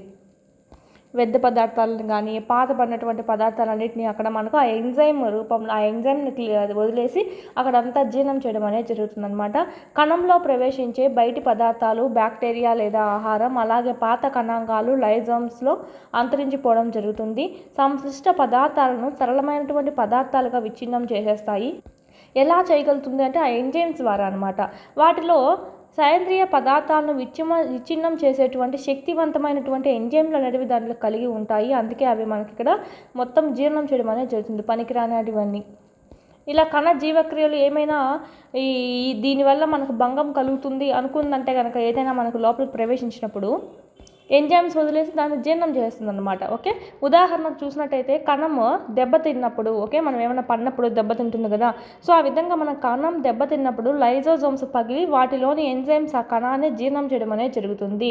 కణంలో మనకి ఇక్కడ లైజోజోమ్స్ ఇక్కడ ఉన్నది అనుకోండి. ఇక్కడ ఏమవుతుందంటే ఈ కణానికి దెబ్బ తగిలింది అని అన్నప్పుడు ఈ లైజోజోమ్ ఏం చేస్తుందంటే మొత్తం పగిలేసి జీర్ణరసం అనేది రిలీజ్ చేస్తుంది. ఇదంతా మనకి ఏమవుతుందంటే ఇదంతా ఎంజైమ్ అంతా నిండిపోయి ఇది మనకంతా జీర్ణం అయిపోతుంది అనమాట. కణాన్ని అంతా మనకు జీర్ణం చేసేది అనేది జరుగుతుంది. కాబట్టి లైజోజోమ్స్ని మనం ఏమంటామంటే కణం యొక్క స్వయం విచ్చిత్తి సంచులు అంటాం. ఎందుకంటే దాంట్లో అదే జీర్ణం చేస్తుంది కదా. ఏదైనా హాని కలుగుతుంది అని తెలిసి ఆ కణం అంతా ఇక్కడ మనకి ఏదో హాని తలబడుతుందని చెప్పి దాన్ని ఒకటే చంపేయకుండా ఆ కణాన్ని అంతా మనకి ఇక్కడ విచ్ఛిన్నం చేయడం అనేది జరుగుతుంది. అందుకే వీటిని మనం ఏమంటామంటే suicide bags of a cell అని అంటాము. స్వయం విచ్చిత్తి సంచులు దాంట్లో అదే మనకి ఇక్కడ అంతా విచ్ఛిన్నం చేస్తుంది. కాబట్టి క్రింది వాణిలో suicide bag of the cell అని చెప్పి దేన్ని అంటారు అని అడుగుతారు, చూసుకోవాలి. ఆప్షన్స్ ప్లాస్టిక్సా, మైటోకాండ్రియానా, లైజోజోమ్సా, రైబోజోమ్సా ఇవన్నీ అడుగుతారు. Lysosomes is the right answer. Next మనం చూసినట్టయితే మైటోకాండ్రియా, తెలుగులో ఇంగ్లీష్లో కూడా మనకు సేమే అండి, మైటోకాండ్రియా అని అంటాము. మైటోకాండ్రియాని చూసినట్టయితే ఏ విధంగా ఉంటుందంటే ఈ విధంగా ఉంటుంది. లోపల పక్క మనకు ముడతలుగా ఉంటుంది. వీటిల్నే మనం ఏమంటామంటే కణ శక్తి కార్యాలు అని చెప్తామండి. అంటే దీంట్లో మనకి ఎక్కువగా శక్తి నిల్వ చేసుకోవడం అనేది జరుగుతుంది. కాబట్టి దీన్నే మనం ఏమంటామంటే ఇంగ్లీష్లో చూసినట్టయితే power houses of the cell అంటాం. Suicide bags of a cell అని దేని అంటాం, లైజోజోమ్స్ అన్నట్టయితే ఇక్కడ చూసినట్టయితే power houses of the cell అని ఏదంటామంటే మైటోకాండ్రియా అని అనడం అయితే జరుగుతుంది. Most important. ఇవి 2 త్వచాలతో కప్పబడి ఉంటాయన్నమాట. 2 త్వచాలతో కప్పబడి ఉంటుంది. ఇప్పుడు డయాగ్రామ్ వేసింది కదా ఆ విధంగా. మైటోకాండ్రియాలో బయటి త్వచం రంధ్రయుతంగా ఉంటుంది. బయటి త్వచం ఏ విధంగా ఉంటుందంటే రంధ్రయుతంగా ఉంటుంది. లోపల త్వచం ఏ విధంగా అంటే లోతుగా ఉంటుంది. అది కూడా ఎలా ఉంటుంది, ముడతలు పడి ఉంటుంది లోపల త్వచము. ఈ విధంగా ఈ ముడతలు అనేటివి ఏటీపీ ఉత్పాదక రసాయన చర్యల కోసం ఉపరితల వైశాల్యాన్ని ఏం చేస్తాయంటే అధికం చేస్తాయన్నమాట. ఓకే, దీనివల్ల యూజ్ ఏమిటి అంటే ఏటీపీ అంటే మనకు శక్తి. ఓకే, ఏటీపీ ఇక్కడ మనకి ఇచ్చేది అడినోసిన్ ట్రైఫాస్ఫేట్ ఉత్పాదక రసాయన చర్యల కోసం ఉపరితలాన్ని కొంచెం వైశాల్యం అనేది పెంచడం అనేది జరుగుతుంది. జీవికి అవసరమైన వివిధ రసాయన కార్యకలాపాలకు కావాల్సినటువంటి శక్తిని మైటోకాండ్రియా ఈ ఏటీపీ అణువుల రూపంలో విడుదల చేయడం అనేది జరుగుతుందండి. Adenosine triphosphate. ఓకే, మనకి ఇక్కడ కిరణజన్య సంయోగ క్రియలో కూడా రిలీజ్ అవుతుంది ఏటీపీ అనేది కూడా. అందుకే మనం చూసినట్టయితే వాటికే శక్తిని కాదు, మన మానవుల్లో కూడా చూసినట్టయితే శక్తిని ఇస్తుంది. సో అందుకే వీటిని ఏమంటామంటే కణం యొక్క శక్తి నగదు, ఎనర్జీ కరెన్సీ అని చెప్పి అంటాం. ఎందుకంటే ఎనర్జీ ఇస్తుంది కదా, సో ఎనర్జీ కరెన్సీ అని అంటున్నాము. కణం యొక్క శక్తి నగదు కొత్త రసాయన సమ్మేళనాలను తయారు చేయడానికి మరియు యాంత్రిక పని కోసం శరీరం ఏటీపీలో నిల్వ చేయబడినటువంటి శక్తిని ఉపయోగిస్తుంది. ఏవైనా కొత్త రసాయన సమ్మేళనాలు తయారు చేయాలన్నా, యాంత్రిక పని ఏదైనా చేయాలన్నా ఈ ఏటీపీ ఉంది కదా, ఈ ఏటీపీని యూజ్ చేసుకోవడం అనేది జరుగుతుంది. ఇది నిల్వ ఉంటుంది కదా, ఈ నిల్వ ఉన్నదాన్ని మనకి ఇక్కడ శక్తిని యూజ్ చేసుకోవడం అనేది జరుగుతుంది. ఈ శక్తి నిల్వ అంతా ఎక్కడ ఉంటుంది? మైటోకాండ్రియాలో ఉంటుంది. అందుకే మనం ఏమన్నాం? కణ శక్తి కార్యాలు అని చెప్పి అంటున్నామన్న. Power house of the cell అంటాం. శక్తి అంతా ఆడనే మనకు ఒక పొందుపరిచి పెట్టుకోండి. కాబట్టి మైటోకాండ్రియాలు ప్రత్యేకమైన కణాంగాలు అనగా అవి వాటి స్వంత డిఎన్ఏ మరియు రైబోజోమ్స్ని కలిగి ఉంటాయి. మోస్ట్ ఇంపార్టెంట్ చూసుకోవాలి. మైటోకాండ్రియాలు ప్రత్యేక కణాంగాలుగా చెప్పచ్చు. ఎందుకంటే అవి వాటంతట అవే డిఎన్ఏని తయారు చేసుకోగలవు మరియు రైజోబోమ్స్ని కూడా మనకి ఇక్కడ తయారు చేసుకోగలవు. అందువలనే మైటోకాండ్రియా కొన్ని స్వంత ప్రోటీన్లు కూడా తయారు చేసుకోగలదు. రైబోజోమ్స్ ఎక్కడైతే ఉంటుందో అక్కడ మనకి ప్రోటీన్లు అనేవి తయారవుతాయని మనం ఆల్రెడీ చెప్పుకున్నాం. సో ఇది సొంతంగా ప్రోటీన్స్ కూడా తయారు చేసుకుంటుంది. ఎన్నో బిట్స్ ఉన్నాయి మనకి. లెసన్ అంతా మనకు ఒక్క పాయింట్ కూడా మిస్ చేయడానికి లేదు. అందుకే మొత్తం ఎల్లోగా ఉంది. దీని బదులు మనం మొత్తం లెసన్ అంతా ఎక్స్ప్లెయిన్ చేసుకుంటూ వెళ్ళేది బెటర్, ఇలా కలర్ వేయకుండా కూడా. ఓకే, మొత్తం ఇంపార్టెంట్, ఎవ్రీ పాయింట్ ఇంపార్టెంట్ అని వదలడానికి లేదు. ప్లాస్టిడ్స్ నెక్స్ట్ చూసినట్టయితే ప్లాస్టిడ్స్ అనమాట. ప్లాస్టిడ్స్ని ఇంగ్లీష్లో కూడా ప్లాస్టిడ్సే అంటున్నాం. ప్లాస్టిడ్స్లో వృక్ష కణాల్లో మాత్రమే ఉంటాయన్నమాట. కింది వానిలో ఓన్లీ వృక్ష కణాల్లో మాత్రమే కనిపించేది ఏది అని అడుగుతారు, చూసుకోవాలి. ఓన్లీ వృక్ష కణాల్లో ఉండేది ఏంటి మనకు? ప్లాస్టిడ్స్. రెండు రకాల ప్లాస్టిడ్స్ అనేటివి ఉన్నాయి, క్రోమోప్లాస్ట్లు ఓకే మరియు లూకోప్లాస్ట్లు అనమాట. క్రోమోప్లాస్ట్లు అంటే ఏంటంటే వర్ణయుత ప్లాస్టిడ్లు. క్రోమో అంటేనే ఏంటి? వర్ణము అని అర్థం. ఓకే, అందుకే మనకి ఇక్కడ వర్ణయుత ప్లాస్టిడ్స్ అంటున్నాం, అంటే కలర్ కలిగి ఉంటుందన్నమాట. ల్యూకోప్లాస్ట్లు అంటే తెలుపు లేదా రంగు లేనటువంటి ప్లాస్టిడ్స్నే మనము ల్యూకోప్లాస్ట్లు అని చెప్పి అంటాం. రెండు రకాలు ఉన్నాయి ప్లాస్టిడ్స్, క్రోమోప్లాస్ట్లు, లూకోప్లాస్ట్లు. ఓకే, ఇదైతే మనకు వర్ణయుత ప్లాస్టిడ్స్గా చెప్పచ్చు. లూకోప్లాస్ట్లు అయితే తెలుపు లేదా రంగు లేని ప్లాస్టిడ్స్గా మనం చెప్పచ్చు. పత్రహరితం అనేటువంటి వర్ణద్రవం కలిగిన క్రోమోప్లాస్ట్లను ఏమంటామంటే క్లోరోప్లాస్ట్ అంటాం. క్రోమో వేరు, ఓకే, క్రోమోప్లాస్ట్ వేరు. ఇదేంటి? వర్ణయుత ప్లాస్టిడ్స్ అన్నాం, ఏ రంగు అని చెప్పలేదు. ఓకే, రంగు కలిగి ఉంటుంది అని చెప్పి. అదేవిధంగా ఈ పత్రహరితం అనేటువంటి వర్ణద్రవం కలిగినటువంటి క్రోమోప్లాస్ట్ని ఏమంటామంటే క్లోరోప్లాస్ట్ అంటాం. ఒక రకంగా చెప్పాలంటే ఆకుపచ్చ. ఓకే, ఆకుపచ్చ. పత్రహరితం అనేటువంటి వర్ణద్రవం కలిగినటువంటి దాన్ని క్రోమోప్లాస్ట్ని ఏమని అంటాము అని అడుగుతారు, క్లోరోప్లాస్ట్లు. ఓకే, మోస్ట్ ఇంపార్టెంట్ చూసుకోవాలి. మొక్కల్లో కిరణజన్య సంయోగ క్రియకు క్లోరోప్లాస్ట్లు బాగా యూజ్ అవడం అనేది జరుగుతుంది. క్లోరోప్లాస్ట్లు పత్రహరితంతో పాటు వివిధ పసుపు, నారింజ వర్ణకాలను కూడా కలిగి ఉంటాయంట. క్లోరోప్లాస్ట్లు ఓన్లీ ఆకుపచ్చే కాకుండా మనకి పత్రహరితంతో పాటు వివిధ పసుపు రంగులో లేదా నారింజ వర్ణకాలను కూడా కలిగి ఉంటుందని చెప్పి ఇచ్చారు, చూసుకోవాలి. ప్రాథమిక కణాంగాలైన ఇక్కడ ఏ విధంగా అడుగుతారంటే క్రింది వానిలో సరైన వాక్యం ఏది, సరికాని వాక్యం ఏది అని అడుగుతారు. ఆల్మోస్ట్ ప్రాథమిక కణాంగాలైనటువంటి ల్యూకోప్లాస్ట్లలో ఓకే, ప్రాథమిక కణాంగాలైనటువంటి ల్యూకోప్లాస్ట్ ఇక్కడ చెప్పుకున్నాం ఆల్రెడీ, తెలుపు లేదా రంగు లేనటువంటి ప్లాస్టిడ్స్ కలిగి ఉంటుంది. అందులో మనం చూసినట్టయితే పిండి పదార్థాలు, నూనెలు మరియు ప్రోటీన్ రేణువులు వంటి పదార్థాలు నిల్వ చేయబడతాయి. పిండి పదార్థాలు, నూనెలు, ప్రోటీన్ రేణువులు. పిండి పదార్థాలు, నూనెలు మరియు ప్రోటీన్ రేణువులు వంటి పదార్థాలు ఎక్కడ నిల్వ చేయబడతాయి అని అడుగుతారు, చూసుకోవాలి. ల్యూకోప్లాస్ట్. క్లోరోప్లాస్ట్ యొక్క అంతర్గత నిర్మాణ వ్యవస్థ స్ట్రోమా అనే పదార్థంలో పొందుపరచబడినటువంటి అనేక త్వచ దోంతరను కలిగి ఉంటుంది. ఇవి బాహ్య నిర్మాణంలో మైటోకాండ్రియాను పోలి ఉండడం అనేది జరుగుతుంది. బయట నుంచి చూస్తే కనుక మనకి ఇక్కడ బాహ్య నిర్మాణం, బయట నుంచి కనిపించే నిర్మాణం చూసినట్టయితే మైటోకాండ్రియాను పోలి ఉంటుంది. అంతర్గత నిర్మాణం ఎలా ఉంటుంది? స్ట్రోమా అనేటువంటి పదార్థంతో పొందుపరిచి అనేక త్వచ దోంతర్లుగా కలిగి ఉంటుందంట. ఈ బాహ్య నిర్మాణం అయితే మైటోకాండ్రియాను పోలి ఉండడం అయితే జరుగుతుంది. మైటోకాండ్రియా వలె ప్లాస్టిడ్లు కూడా వాటి స్వంత డిఎన్ఏని రైజోబియమ్స్ని కలిగి ఉంటాయన్నమాట. అందుకే మనకి ఇక్కడ చెప్పుకున్నాం ఆల్రెడీ, ప్రోటీన్స్ని తయారు చేస్తే ల్యూకోప్లాస్ట్ అనేటివి పిండి పదార్థాలు, నూనెలు, ప్రోటీన్స్, రేణువులు వంటి పదార్థాలను నిల్వ చేసుకుంటాయి. ఈ రైజోబోమ్స్ ఎక్కడైతే ఉంటాయో ఈ ప్రోటీన్ని తయారు చేస్తాయి అన్నమాట. ఇక్కడ మనకు మైటోకాండ్రియా ప్లస్ ప్లాస్టిడ్స్ ఓన్లీ ఈ రెండు మాత్రమే స్వంత డిఎన్ఏని మరియు రైజోబియమ్స్ని కలిగి ఉంటుందన్నమాట. మోస్ట్ ఇంపార్టెంట్, క్రింది వాటిలో ఏవి వాటి స్వంత డిఎన్ఏ మరియు రైజోబియమ్స్ని కలిగి ఉంటాయని ఇస్తారు. ఓన్లీ మైటోకాండ్రియా చూసుకోవాలి. నెక్స్ట్ ఏంటి అంటే రిక్తికల్నే మనం ఇంగ్లీష్లో ఏమంటామంటే వ్యాక్యూల్స్ అని అంటాము. రిక్తికలు ఓకే. రిక్తికలు అనేవి ఘన లేదా ద్రవ పదార్థాల నిల్వ సంచులుగా చెప్పచ్చు. ఘన లేదా ద్రవ పదార్థాలను నిల్వ చేసుకుంటూ ఉంటాయన్నమాట. జంతు కణాలలో రిక్తికలు చిన్న పరిమాణంలో ఉంటాయి, కానీ వృక్షాల్లో చూసినట్టయితే ఇది కణం అనుకుంటే ఓకే, ఇదంతా మనకు రిక్తికి ఆక్రమించి ఉంటుంది. ఓకే, పెద్ద రిక్తికలు కలిగి ఉంటుంది. ఏది? వృక్ష కణాల్లో. జంతు కణాల్లో అయితే చిన్నవి అనేటివి ఉంటాయన్నమాట. ఖాళీ ప్లేస్ అనేది కలిగి ఉంటుంది.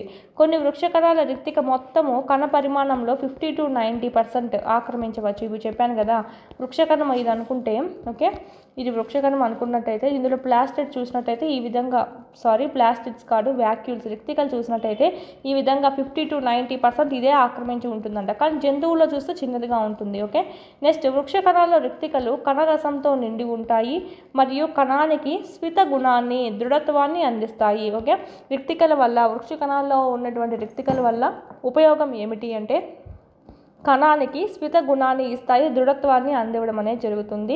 వృక్షకణం జీవితకాలం ముఖ్యమైన అనేక పదార్థాలు రిక్తికలో నిల్వ చేయబడడం అనేది జరుగుతుంది. ఒక సంచులు మాత్రం యూజ్ అవుతుంది మొత్తానికి. వీటిలో అమినో యాసిడ్స్ ఉంటాయి, చక్కెరలు, వివిధ సేంద్రియ ఆమ్లాలు, కొన్ని ప్రోటీన్స్ కూడా ఉండడం అనేది జరుగుతుంది. అమీబా వంటి ఏకకణ జీవుల్లో ఆహార రిక్తికలో అమీబా తిన్న ఆహార పదార్థాలు అనేటివి ఉంటాయి, అక్కడ దాని ద్వారానే జీర్ణం చేసుకుంటాయి అన్నమాట. ఇవి కొన్ని ఏకకణ జీవుల్లో కణం నుండి అదనపు నీటిని మరియు కొన్ని వ్యర్థాలను విసర్జించడంలో కూడా ప్రత్యేకమైనటువంటి రిక్తికలు అనేటివి కూడా ముఖ్యమైన పాత్ర పోషిస్తాయి. అమీబాలో అయితే రిక్తికలు మెయిన్. ఆహారాన్ని చుట్టుముట్టేస్తుంది కదా మిథ్యాపాదాలతో, చుట్టుముట్టేసిన తర్వాత రిక్తికల ద్వారానే అది మనకు ఆహారం అనేది అక్కడ జీర్ణం చేసుకుంటుంది, వ్యర్థాన్ని కూడా అక్కడే పెట్టుకుంటుంది అనమాట, మళ్ళీ విసర్జించడం అనేది జరుగుతుంది. సో ఈ విధంగా మనకి ఇది రిక్తికలు అనేటివి యూజ్ అవుతాయి. ప్రతి కణం దాని త్వచం మరియు అవయవాల నిర్దిష్ట మార్గాల్లో నిర్వహించడం వల్ల వాటి నిర్మాణాన్ని, పని చేసే సామర్థ్యాన్ని పొందుతాము. ఈ విధంగా కణం ఒక ప్రాథమిక నిర్మాణాన్ని కలిగి ఉండడం అనేది జరుగుతుంది. శ్వాసక్రియ, పోషణ మరియు వ్యర్థ పదార్థాలను తొలగించడం లేదా కొత్త ప్రోటీన్ను ఏర్పరచడం వంటి విధులు నిర్వహించడానికి ఇవన్నీ కణాలకు మనకు సహాయపడడం అనేది జరుగుతుంది. కాబట్టి కణం అనేది జీవుల యొక్క ప్రాథమిక నిర్మాణ ప్రమాణంగా చెప్పుకోవచ్చు. అదేవిధంగా జీవి యొక్క ప్రాథమిక క్రియాత్మక ప్రమాణంగా కూడా చెప్పుకోవచ్చు. ఓకే, ఇది మనకు చూసుకోవాలి. ఒకసారి ఇక్కడ అడిగా చూడండి, మనం అధ్యయనం చేసినటువంటి కణాంగాలలో స్వంత జన్యు పదార్థం కలిగినటువంటి 2 కణాంగాల పేర్లను రాయండి అని అడిగారు. ఇక్కడ చూసినట్టయితే మైటోకాండ్రియా మరియు ప్లాస్టిడ్స్, ఈ 2 మాత్రమే స్వంతంగా డిఎన్ఏని కలిగి ఉండి స్వంత డిఎన్ఏ ప్లస్ రైజోబియమ్స్ని తయారు కలిగి ఉంటుందన్నమాట. వాటి ద్వారా రైజోబియం ద్వారా ప్రోటీన్స్ తయారు చేసుకోవచ్చు కదా. ఇది మనకు సంబంధించి క్వశ్చన్ కూడా అదే విధంగా వస్తుంది, చూసుకోవాలి. నెక్స్ట్ కణ విభజన అంటే సెల్ డివిజన్. కణ విభజన, సెల్ డివిజన్ కొత్త కణాలు పెరగడానికి, పాత లేదా మృత మరియు గాయపడిన కణాలను భర్తీ చేయడానికి ప్రత్యుత్పత్తి అనేది చాలా అవసరం అండి.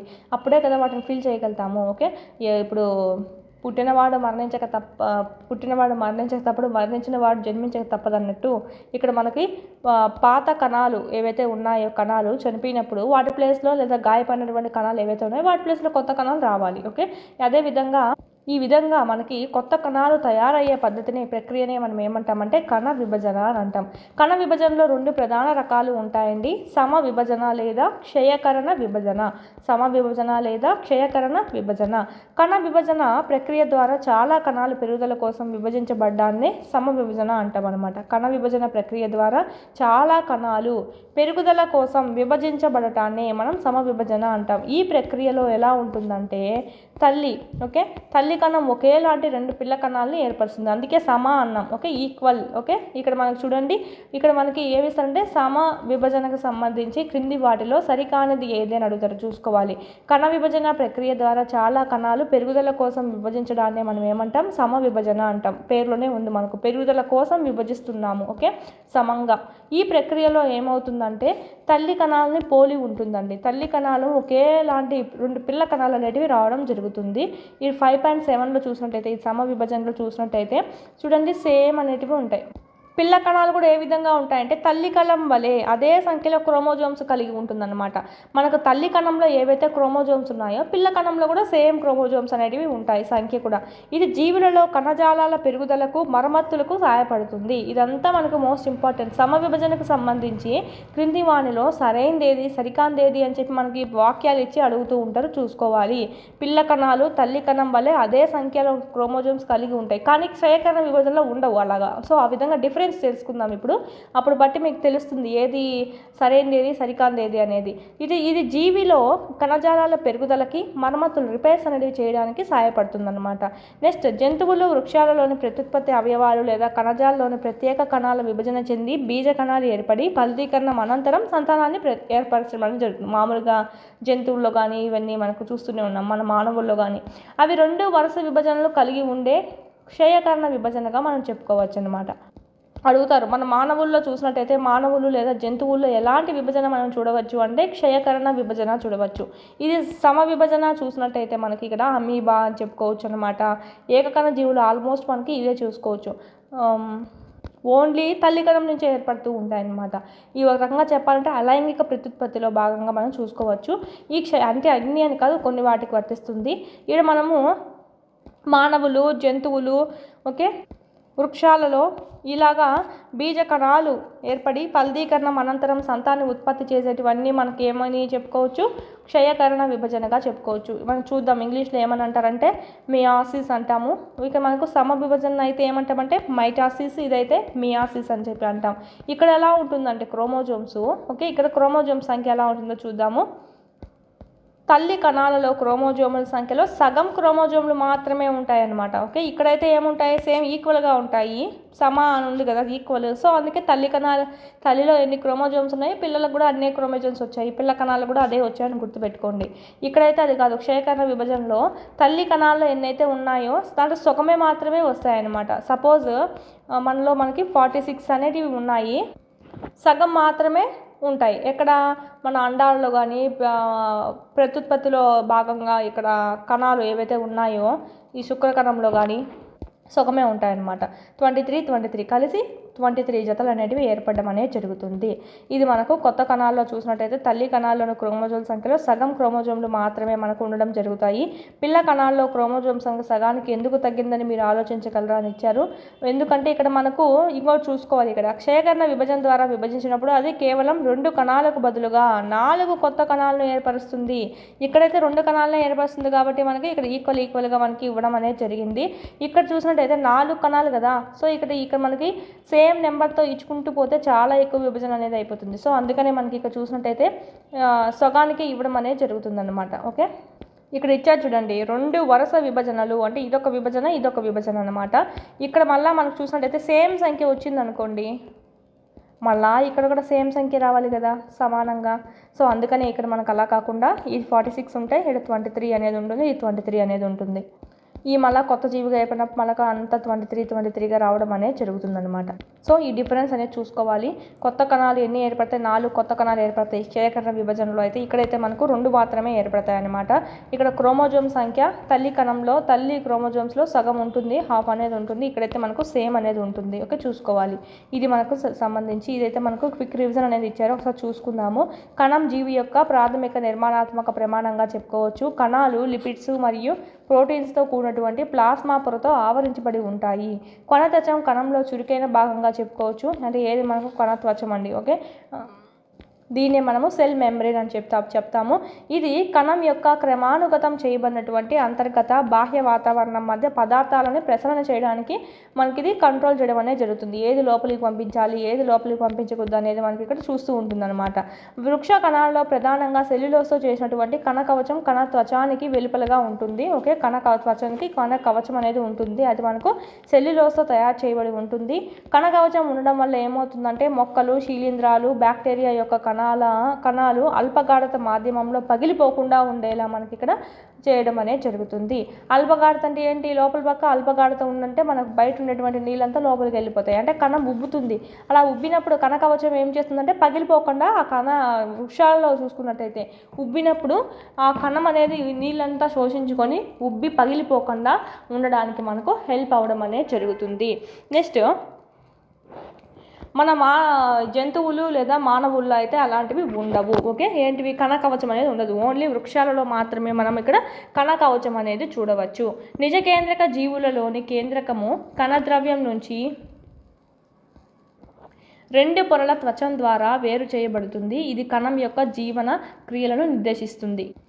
నథింగ్ బట్ ఏంటంటే మనకి ఇక్కడ కేంద్రక త్వచం ఉంటుంది కేంద్రకం చుట్టూ అని చెప్పి, కొన్ని వాటిల్లో ఉండదు. ఇలా మనకి కేంద్రకం చుట్టూ కేంద్రక త్వచం ఉంటేనే మనకు నిజ కేంద్రక జీవులు అని చెప్పి అంటాము. అదే చెప్తున్నారు, 2 పొరల త్వచం ద్వారా మనకు వేరు చేయబడి ఉండడం అనేది జరుగుతుందని చెప్పి. ఈఆర్ కణాంతర్గత రవాణాకు మార్గంగా మరియు పదార్థాల తయారీకి ఉపరితలాన్ని సమకూరుస్తుంది. ఏది? ఎండోప్లాస్మిక్ రెటికులం, అంతర్జీవ ద్రవ్యజాలం అనేది. గాల్జీ సంశిష్టం చూసినట్టయితే త్వచంతో ఆవరించబడిన కోశాల దోంతర్లుగా ఉంటుంది. ఓకే, ఈ విధంగా దోంతర్లుగా ఉంటుంది. కణ ఉత్పత్తులను నిల్వ చేయడం, రూపాంతరం చేయడం, ప్యాకింగ్ చేయడం లాంటివన్నీ చేస్తుందన్నమాట గాల్జీ సంశిష్టం అనేది. ఈ ఎండోప్లాస్మిక్ రెటికులంలో కూడా మనకు 2 ఉన్నాయి. ఏది? రఫ్ ఎండోప్లాస్మిక్ రెటికులము, నునుపు స్మూత్ ఎండోప్లాస్మిక్ రెటికులం. ఈ రఫ్ ఎండోప్లాస్మిక్ రెటికులంలో మనకు రైబోజోమ్స్ అనేటివి ఉంటాయి. ఇవే మనకు ప్రోటీన్స్ని తయారు చేయించడం అనేది జరుగుతుంది. ఇక్కడైతే మనకు లిపిడ్స్ లేదా క్రొవ్వులు తయారు చేయడం అనేది జరుగుతుంది అనమాట. నెక్స్ట్, చాలా వృక్ష కణాలు ప్లాస్టిడ్స్ అని పిలువబడేటువంటి పెద్ద త్వచ అవయవాలను కలిగి ఉంటాయి. ఇవి 2 రకాలు. అదే మనకు క్రోమోప్లాస్ట్లు, ల్యూకోప్లాస్ట్లు. ఇవైతే వర్ణయుతంగా ఉంటాయి, ఇవైతే వర్ణం లేకుండా ఉంటాయి, తెలుపు రంగులో ఉంటాయి. క్రోమోప్లాస్ట్ చూసినట్టయితే పత్రహరితం కలిగి ఉన్నటువంటి ఆ వర్ణ ద్రవం కలిగి ఉన్నటువంటి క్రోమోప్లాస్ట్ని మనం ఏమంటామంటే హరిత రేణువులు అంటాం, క్లోరోప్లాస్ట్ అని చెప్పి అంటాం. ఇవి ఏం చేస్తాయంటే కిరణజన్య సంయోగ క్రియకు మనకు యూజ్ అవడం అనేది జరుగుతుంది, ఏటికి? మొక్కలకి. ఓకే, ల్యూకోప్లాస్ట్ చూసినట్టయితే ప్రాథమిక విధి ఏమిటంటే నిల్వ చేయడం అనమాట. ల్యూకోప్లాస్ట్ల ప్రాథమిక విధి ఏంటి? నిల్వ చేయడము. బాగా పరిపక్వం చెందిన వృక్ష కణాల మధ్యలో పెద్ద రిక్తికలు అనేటివి కలిగి ఉంటుంది. ఇది ఏం చేస్తుందంటే కణంకి స్ఫిత గుణాన్ని ఇవ్వడం అనేది జరుగుతుంది, దృఢత్వాన్ని కూడా ఇస్తుందని చూసుకున్నాం. వ్యర్థాలతో సహా ముఖ్యమైన పదార్థాలను ఇది నిల్వ చేసుకోవడం అనేది కూడా జరుగుతుంది, ఏ రిక్తికలు. ఓకే, కేంద్రక పూర్వ కణాలకు త్వచంచే ఆవరించబడిన కణాంగాలు అనేటివి ఉండవు. కేంద్రక పూర్వ కణాలకి కేంద్రక త్వచము ఉండదు, ఆ కణాంగాల చుట్టూ వాటి చుట్టూ కణాల త్వచం కూడా ఉండదు. వాటి క్రోమోజోమ్స్లు కేవలం కేంద్రక ఆమ్లంతో కూడి ఉంటాయి. అవి కణాంగాలుగా చాలా చిన్న రైబోజోమ్స్ మాత్రమే కలిగి ఉండడం అనేది జరుగుతుంది. జీవులలోని కణాలు శరీర పెరుగుదలకు, మృత కణాలకు భర్తీ చేయడానికి మరియు ప్రత్యుత్పత్తి కోసం బీజ కణాలను ఏర్పరచడానికి విభజన చెందడం అనేది జరుగుతుంది. ఈ విభజన కూడా మనం చెప్పుకున్నాము, సమ విభజన మరియు క్షయకర విభజన అని చెప్పి. సో ఇది మనకు సంబంధించి ఇక్కడ అభ్యాసాలు ఇచ్చారు, కానీ మనకైతే క్వశ్చన్స్ ఇచ్చే అంతగా ఏం లేవు, కానీ ఎంత మ్యాటర్లను చూసుకోవాలి, మ్యాటర్ నుంచి ఎక్కువగా రావడం అనేది జరుగుతుంది. నెక్స్ట్ లెసన్ ఏంటంటే టిష్యూస్. నెక్స్ట్ వీడియోలో చూద్దాం. 499 రూపీస్తోనే మన యాప్లో టెస్ట్ సిరీస్ అనేటివి మీకు అందుబాటులో ఉన్నాయి. 3rd నుంచి 8th వరకు సంబంధించి ఈ విధంగా మీకు లెసన్ వైజ్ ఉంటాయండి. ఫస్ట్ లెసన్, సెకండ్ లెసన్, ఈ విధంగా లెసన్ వైజ్ ఉంటాయి.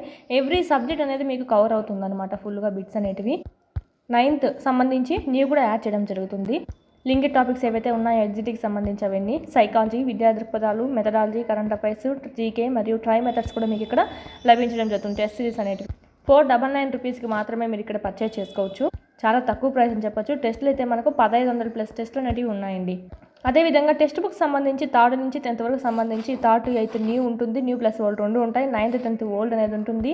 ఈ పీడిఎఫ్స్ అన్ని 199 రూపీస్కే మీకు అందుబాటులో ఉన్నాయి. జిరాక్స్ కూడా చేయించుకోవచ్చు అండి, జిరాక్స్ చేయించుకొని మీరు చదువుకోవచ్చు. ఈ విధంగా మీరు ప్యారలల్గా పీడిఎఫ్స్ ప్లస్ మీరు ఇక్కడ టెస్ట్ సిరీస్ కనుక తీసుకున్నట్టయితే ఇన్ టైంలో సిలబస్ అంతా కంప్లీట్ చేసుకోవచ్చు. మన కంటెంట్ సంబంధించి చూసినట్టయితే ఓన్లీ కంటెంట్ వరకే మనకి ఇక్కడ 40 మార్క్స్ అనేటివి ఉండడం జరుగుతుంది. సో 40 మార్క్స్ బాగా ఈజీగా గెయిన్ చేయొచ్చు. టెక్స్ట్ బుక్స్ కంటెంట్ అనేది చదివేసి మీరు ఇక్కడ టెస్ట్ అనేటివి ప్రాక్టీస్ చేసుకున్నారంటే 1 or 2 ఎక్స్ట్రా బిట్స్ కూడా మీకు ఇక్కడ కలవడం అనేది జరుగుతుంది. అదేవిధంగా సైకాలజీ అయితే ఓన్లీ 1 రూపీతో మీకు 1000+ బిట్స్ కవర్ అయ్యే విధంగా 100+ టెస్ట్లు అనేటివి మీకు ఇక్కడ ఉన్నాయి. అదేవిధంగా మీకు వీడియో క్లాసులు కావాలంటే కనుక 400 రూపీస్తోనే మీకు అందుబాటులో ఉన్నాయి. ఫుల్లీ వీడియో క్లాసెస్ అండి. ఓన్లీ మనకు టెస్ట్ సిరీస్ సపరేట్గా ఉంది, వీడియో క్లాస్ సపరేట్గా ఉంది, చూసుకోవాలి. ఏమైనా డౌట్స్ ఉంటే కనుక ఈ కోర్సెస్ గురించి 8985105456 నెంబర్కి కాల్ చేయండి. డిఎస్సి ప్రిపేర్ అయ్యే ప్రతి అభ్యర్థి దగ్గర ఉండాల్సినటువంటి టెస్ట్ సిరీస్ ఏదైనా ఉందా అంటే ఇదే అండి. మీకు లెసన్ వైజ్ ఉంటాయి కాబట్టి ఎవ్రీ బిట్ అనేది మీకు కవర్ అయ్యే అవకాశాలు అయితే ఎక్కువగా ఉంటాయి.